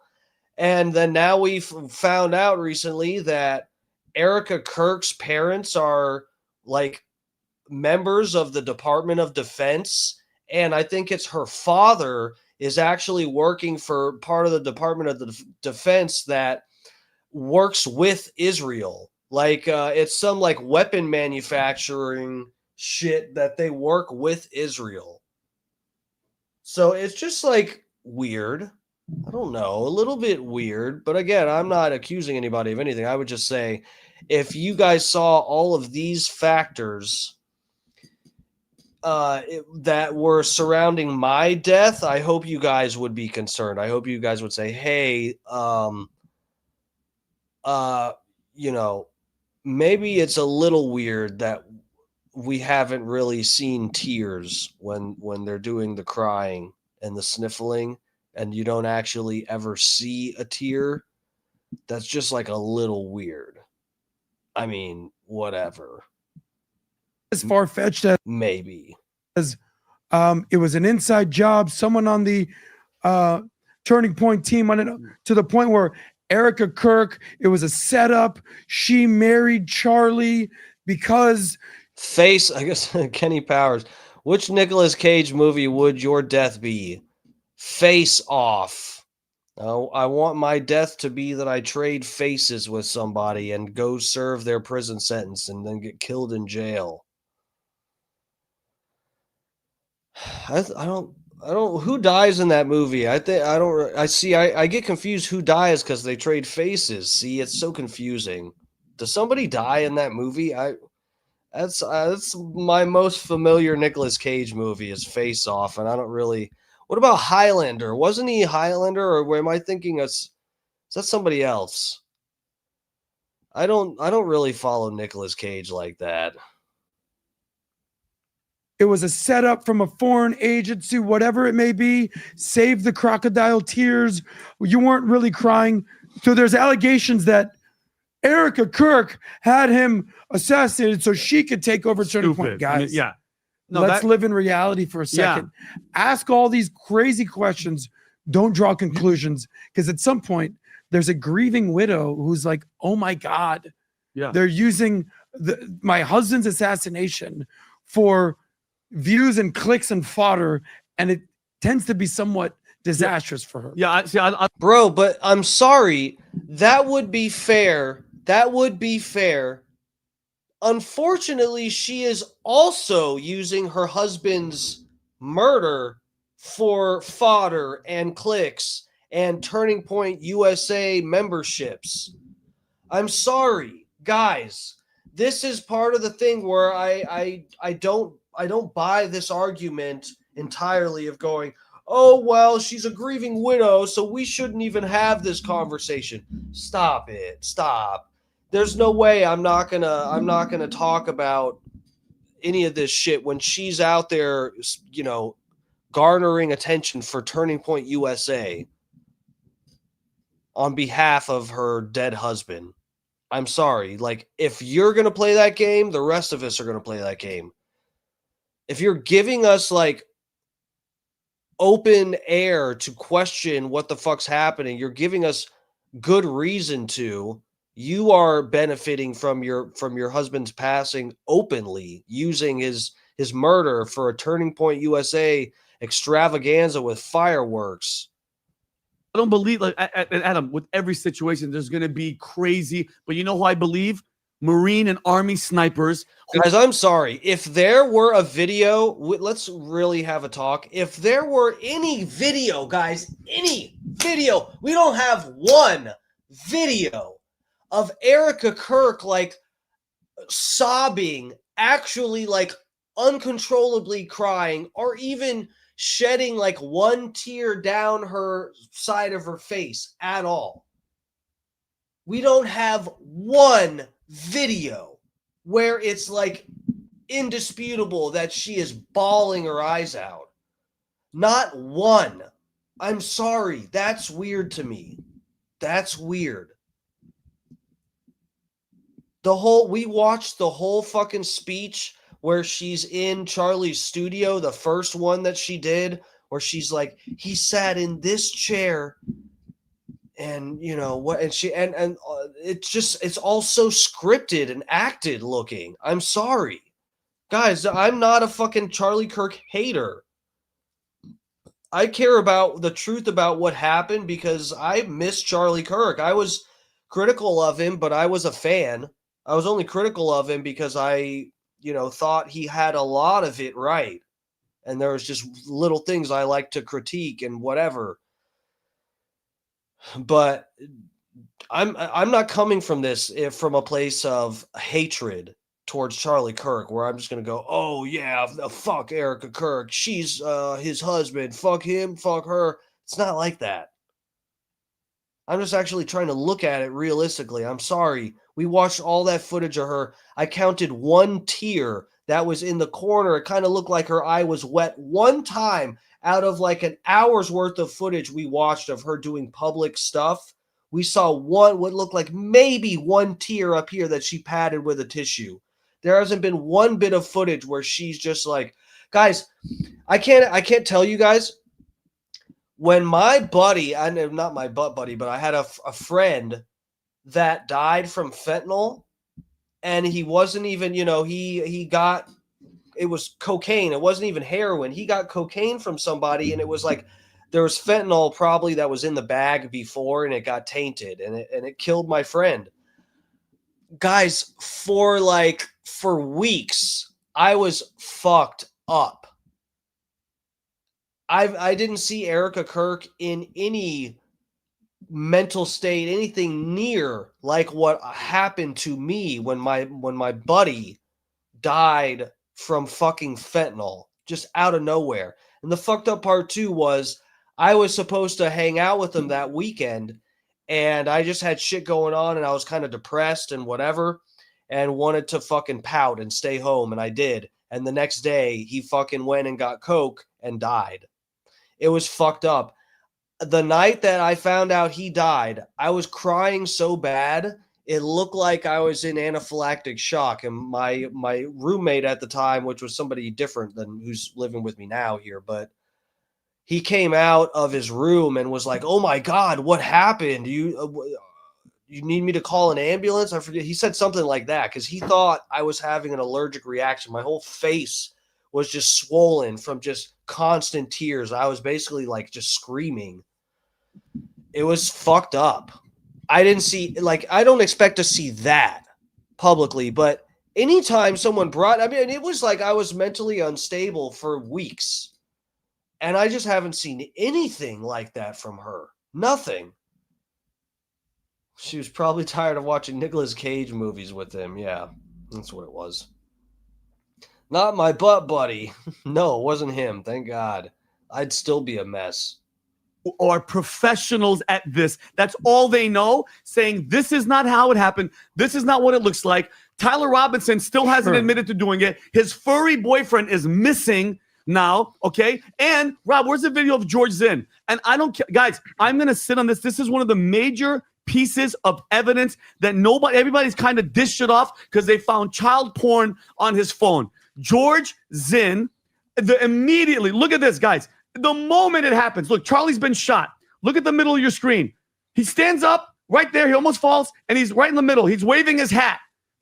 Immediately. People are running. What the hell happened? Somebody's been shot. Look at him. Look at him.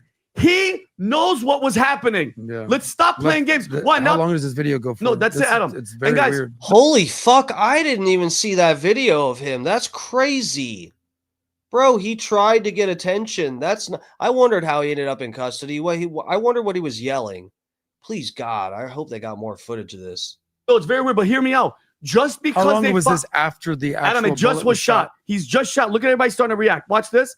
Watch. Now, boom, boom, Charlie's been shot. People don't know what's happening. Well, no, they're starting to run. Before that, because they're on the ground, right? No, right now. Yeah, no, they're all ducked down. So he got shot right before this footage starts, and the people are already ducked down, and then they start to realize we need to get out of here. Right now, he's just been shot. This guy knows in an improv moment, I'm going to try to help this shooter that I had no idea what was going to happen, and he does that.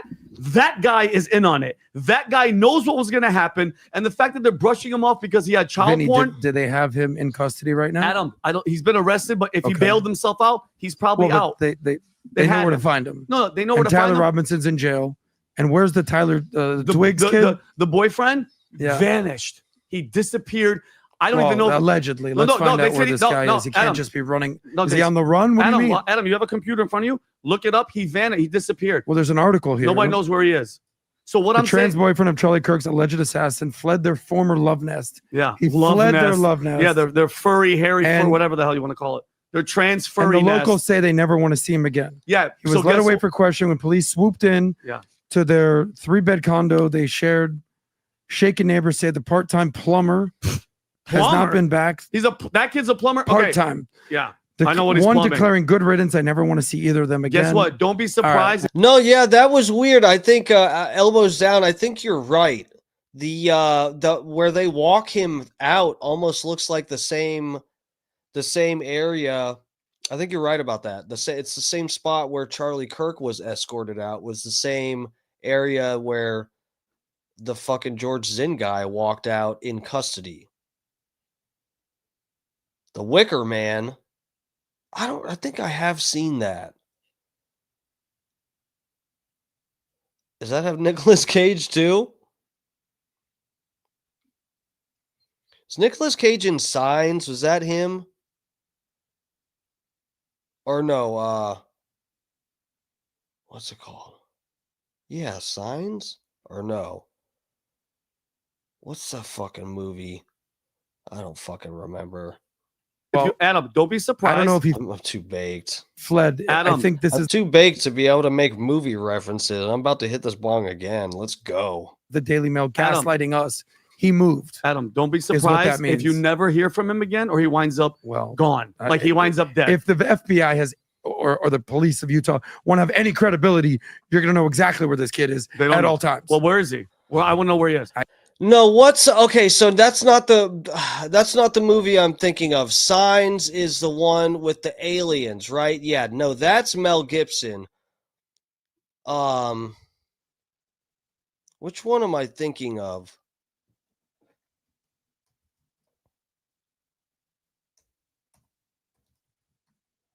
Oh, The Sixth Sense.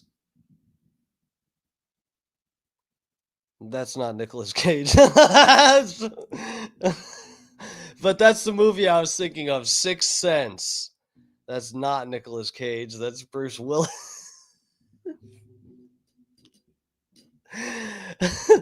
Is that? Hey, my favorite Sylvester Stallone movie is The Sixth Sense. Oh, you see dead people. I guarantee it's just very shady. And I think, like I said last, you see dead people, huh, Mitch? time back, George Zinn is such a key element because from his behavior and the way that he's doing it, they're trying to make us look away because of the child porn, which is horrible. But that guy knew what was going to happen. If you're a sane person, Adam, that guy, there's no way. Put yourself in this situation, Pat. You're watching, by the way, you've been at 9/11, you saw the towers hit, you were involved with this whole Boston bombing thing. You just happened to be a 1 and 2. George Zinn danced with the Israelis on 9/11. This man. Billion chance sitting there and you're watching Charlie Kirk speak. And the moment a bullet hits him in the throat, you stand up and you go, look at me. Yeah. Give me a freaking break. He's obviously you're in on it, bro. No. He's the key element. He's the key. What did you know? Benny, who told you to do that? To conclusions Adam, I'm a grown man. I know how to speak for myself. I'm just Let saying, me do you're it. Jumping. I'm not and jumping. Hopping and leaping. Adam, to conclusions. I don't know. I got to tell you. What is the immediate reaction when there's a shooting in a place? Get down. Everybody runs. And you're dancing Sheikhani. It's a little weird. Oh, it's very weird. It's a little weird, the guy's especially with the mentally suspect background that you have. So where I'm going to with this is, look at that. Dude, I want to know exactly what happened here. Thank you. I want to know exactly what happened here. That's what I want to know. Pat, scale of 1 to 10. How much do you trust the authorities at this point?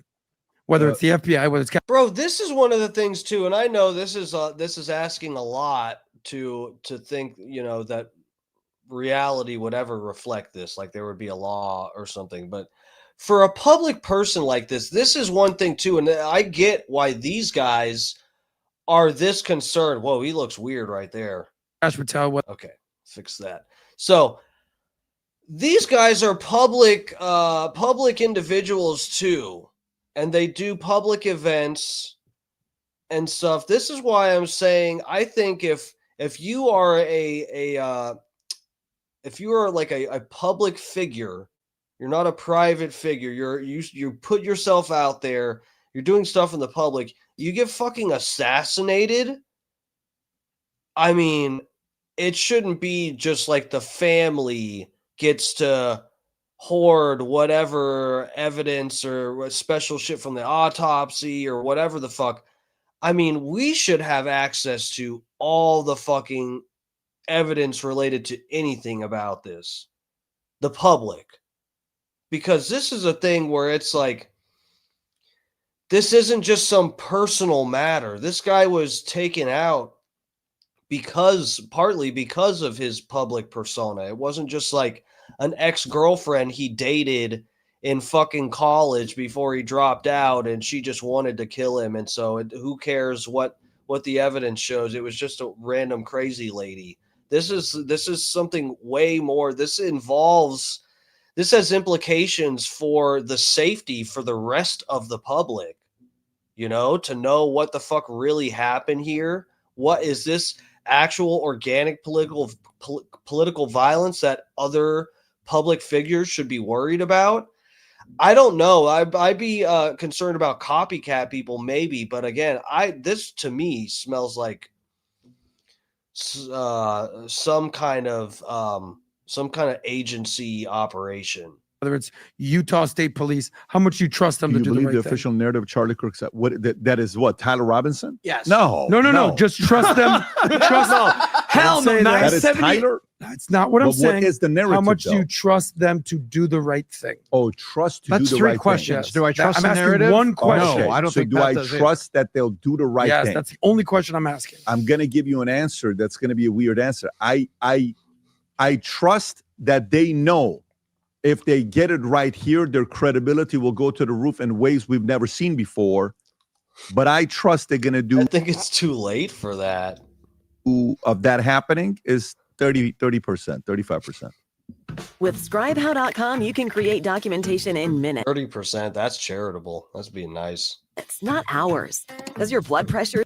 Wow. I'm right there with you. I'm right there. I'm right there with you. I'm 3366 that they do Adam, the right James thing. Comey just got indicted, and he's a law enforcement. I don't give a damn who it is. Adam, do you evil trust lives Trump in to everybody. Do the right thing? Adam, evil lives in every. Like, bro, you have family members that are evil. Remember, hang on, guys. People in power can be evil. Adam, to be fair, Adam. You trust Trump to do the right thing. That's so. Come on, guys.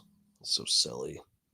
It's the allure. No like, emotion. No, I know. It's the what amazes me is your shock of like, wait, you mean I trust Trump to do you guys are the ones who believe Trump actually got shot at. I think that was faked. But just taking you guys, your standards, your beliefs, you guys think Trump actually got shot. What if the truth was that Charlie almost got taken out by Israel and Trump knows that they're going to do that to him too if the information comes out and if he turns on Netanyahu? I'm not saying that is the truth.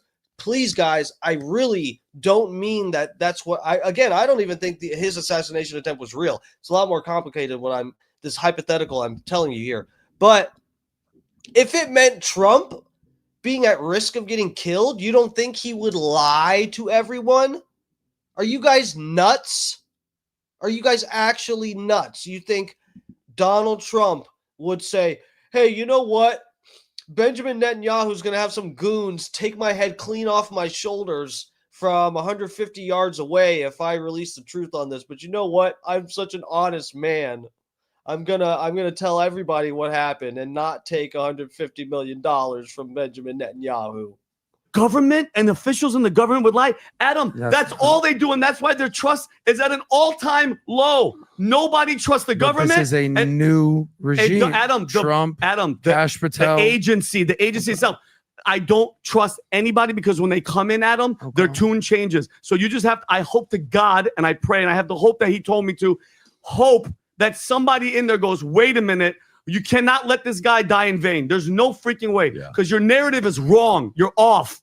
Figure it out, okay? Because we're not stupid. He keeps saying it, and he's right. There was 3,000 people there. Everybody in their mouth. We don't even know. A lot of these people haven't posted anything. This. I don't like this. I want that camera footage. Adam, you're asking a lot of questions, and there's validity to your questions. Do you trust Trump? Do you trust these people? I think what Vinny is saying is, and not to speak for Pat, but I think Pat just spoke for himself.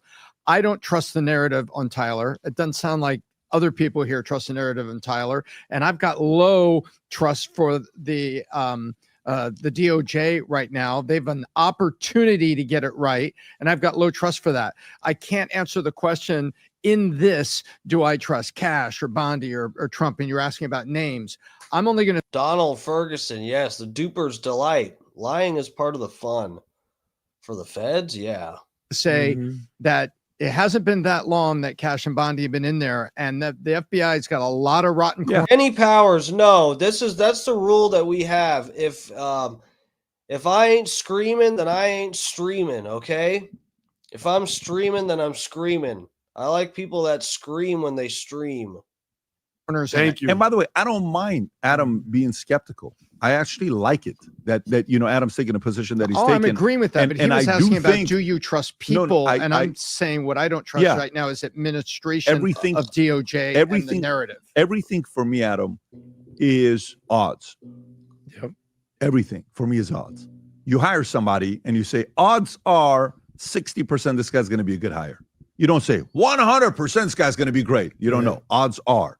And it takes them. You marry somebody, odds are this temperament's going to work with my temperament. Odds are you don't know for a fact. I'm just saying there's a high opportunity here to gain the trust of the American people if they get this right. But it looks very, very suspicious. Very, very suspicious. Anyways, gang, for some of you guys that are watching this that would like to be with us when Eric Trump is coming live to the podcast, and by the way, Platinum members, you're going to get a chance to take a picture with the man as well. I can't tell you the date because it's only 2 members only. If you want to be a member of our cigar room lounge, go to Boardroom Cigar Lounge. Go to memberships, submit your applications. It says join now. It's got the prices there. But all right, so yeah, we're through that. Let me X out the rest of these. All right, guys, I'm going to head out. I'm going to put a few more decorations up and fucking get ready for bed. I slept in too late this morning too. Getting spread too thin over here, guys. Catherine said exactly, elbows down. Oh yeah, he was talking about the attaining the jury pool. No, yeah, that's true. But no, the jury pool's already being tainted. I mean, I don't see what Catherine, I'm assuming you weren't in here secretly watching the other night. I'm assuming this is your first night in here, but we did show that they're playing manipulated videos of Tyler Robinson's first court appearance when he did the Zoom call. You know, he was just it was just a Zoom feed of him supposedly sitting there in real time answering questions for the judge. And the local news stations and the national news stations are playing different versions of that video where he's nodding, basically acknowledging stuff that the judge is saying. And in that video, he acknowledges the local version. The judge says, okay, this concludes this hearing, da da da da da. And he acknowledges, Tyler Robinson nods his head and goes, yeah. Oh, you're hearing about that. Yeah. So, and the national news one, which I guess is better if they're going to use a jury from Utah for this case, I guess it's probably better because it looks like the national news is using a manipulated version because it's a version where he seems to confirm instead of the nod in the one version is at the end where the judge says this concludes the case, but in the national version he's nodding when the judge says you killed Charlie Kirk because of his political views, da da da da da, and he goes So I don't know. It's weird, man. This, I'm telling you, even if you do believe the FBI, some of this shit is fucking just like is just weird. Even if you think like Tyler Robinson was probably the one that did it, you know, maybe he maybe even had a different rifle and it's the wrong ammo, and that's why, you know, I don't fucking know. We're really gonna have to wait on a lot of this, but you know, some people that are just outright saying Candace Owens is crazy. She might be fucking crazy, but I think she may be on to some stuff with this because there are some interesting things I've heard mentioned on her channel that, you know, anyway, I don't trust a lot of the big influencers that are covering a lot of this. It worries me because of the way some of them talk about it. It's concerning.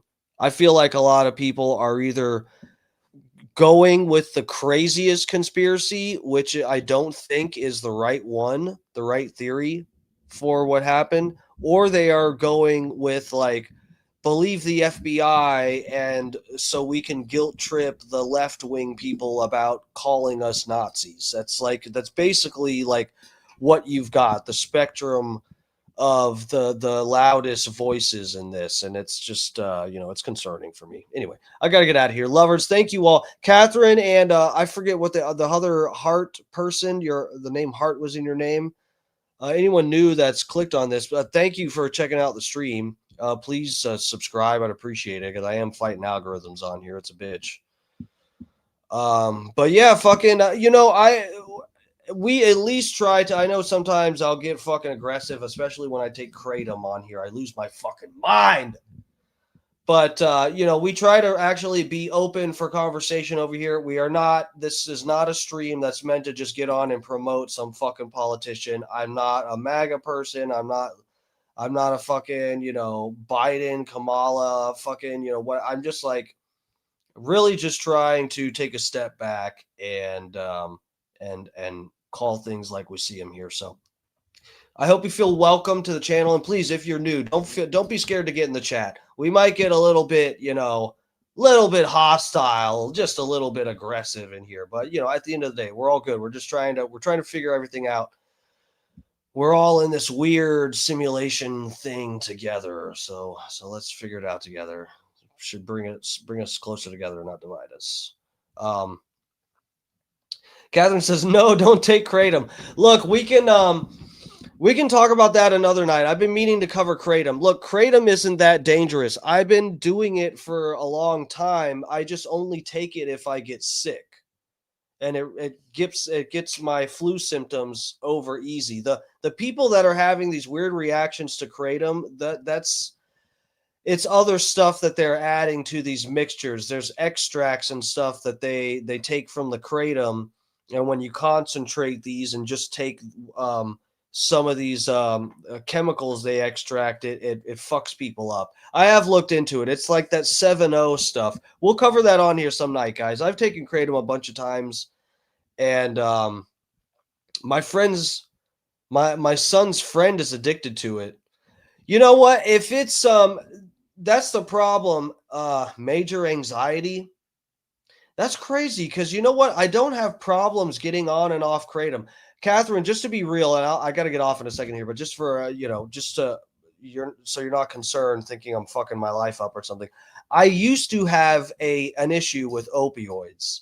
I had some dental work done, and they gave me a script for like Vicodin or something, and then my friend was like, "Oh, you're taking opioids? I have these pills. They're called Roxys. They're 30 milligrams. They'll blow your mind." And so I started snorting these painkillers, and I got hopelessly addicted. Like, luckily I always dosed myself really low, because I didn't like to get nauseous. If you overdo your dose for an opioid, it'll make you nauseous, and I hated that. So I was always really careful. So I didn't get as addicted as some people. But anyway, I got somehow I heard about kratom, that people take it to get off of opioids. I had heard this. This was like over 10 years ago. When was it? I quit those pills in like 2010 or something. It's been a long time. But yeah, I got this. This was way back before anyone ever like was talking about doing kratom. They didn't sell it at the gas station back then. Back then, you had to order it online and have it shipped to you, and that's what I do. And it helped me so well. I mean, if you are somebody who is ready to, you've been taking painkillers and you're stuck on them, and you're really feeling like, man, I just want to, if I could just get through the withdrawal, I would be able to get off of them. And that's why a lot of people end up turning to Suboxone and stuff. And it turns out Suboxone was like rotting people's teeth. There's people that have meth mouth from taking pharmaceuticals, Suboxone, which is supposed to do something similar like kratom. It's supposed to occupy the opioid receptor and sort of help you to get off of that shit. But anyway, kratom, if you're just getting actually pure kratom, it's relatively safe, and it doesn't have a cross tolerance with other opiates. So even if you did take some kratom and you're like, oh, it doesn't feel enough like heroin, I need to take a real opiate, and you take a normal dose of your regular opiate, you're not going to OD from the kratom and opiate mixed together. It's not a cross tolerance thing. Anyway, it's relatively safe. I used it to get off of painkillers, and it's also really good for treating, for treating flu symptoms. Could be different for other people. I'm not recommending anybody do this. Take kratom, by the way. I don't recommend things for people. I just tell people what I've done. That's the safest way to go about it. But anyway, yeah. Kratom's relatively safe. I only take it when I get sick, and I only get sick like not even once a year. And then I'll take it for like less than a week and then get off of it. No problem. It's weird. I mean, if you know somebody who is actually addicted to regular kratom, I mean, dude, I don't know how you're not just addicted to Twinkies or so. I mean, it's easier to stop taking kratom than it is to stop eating fast food. For me, it's more tempting for me to fucking stop at McDonald's somewhere. I never fucking do that. I'm like not addicted to kratom at all. It's weird. But anyway, yeah, we'll talk about that another night, maybe, guys. All right, I'll see you guys. Kenny. Yeah, thanks for hanging with us, Kenny. Catherine, it's good to get some other people up in the chat. I appreciate y'all taking part. Scott Starber, my dude, Dutch Duke. Scott said, I'm a MAGA, but my support is dwindling. Look, I have hopes for Trump, doing good things. I'm not like a completely anti-Trump person, but I'm just very scared with some of the some stuff going on. Anyway, Scott, you pretty much know how I feel, lover. All right, so I'll see you guys tomorrow night. I'll be on with something. Hopefully my day isn't too fucked tomorrow and I don't have to work out for the stream. That's what I've been doing on some Fridays, just because my Fridays have been so nuts. But I don't know, guys. We'll see what happens tomorrow. Hopefully we can do something fun. It might be a workout stream, if that's our last resort. So it's, better than nothing, I guess. But and I do have to work Saturday, it turns out, so I definitely can't be on late. Kenny Powers, yeah, you're welcome, dude. Yeah, thank you, Catherine. All right, guys, I'll see you guys tomorrow at some point. Everybody take care. And again, Scott Starboard, my boy up in the chat, click on his profile, subscribe to him. He streams at 6 p.m. for our regular evening lineup. Our Monday through Thursday lineup is Scott Starboard at 6 p.m., then Alex Stein at 7 p.m., and then I go on at 8. So that's all Eastern time. So, all right, lovers, take care. Mwah.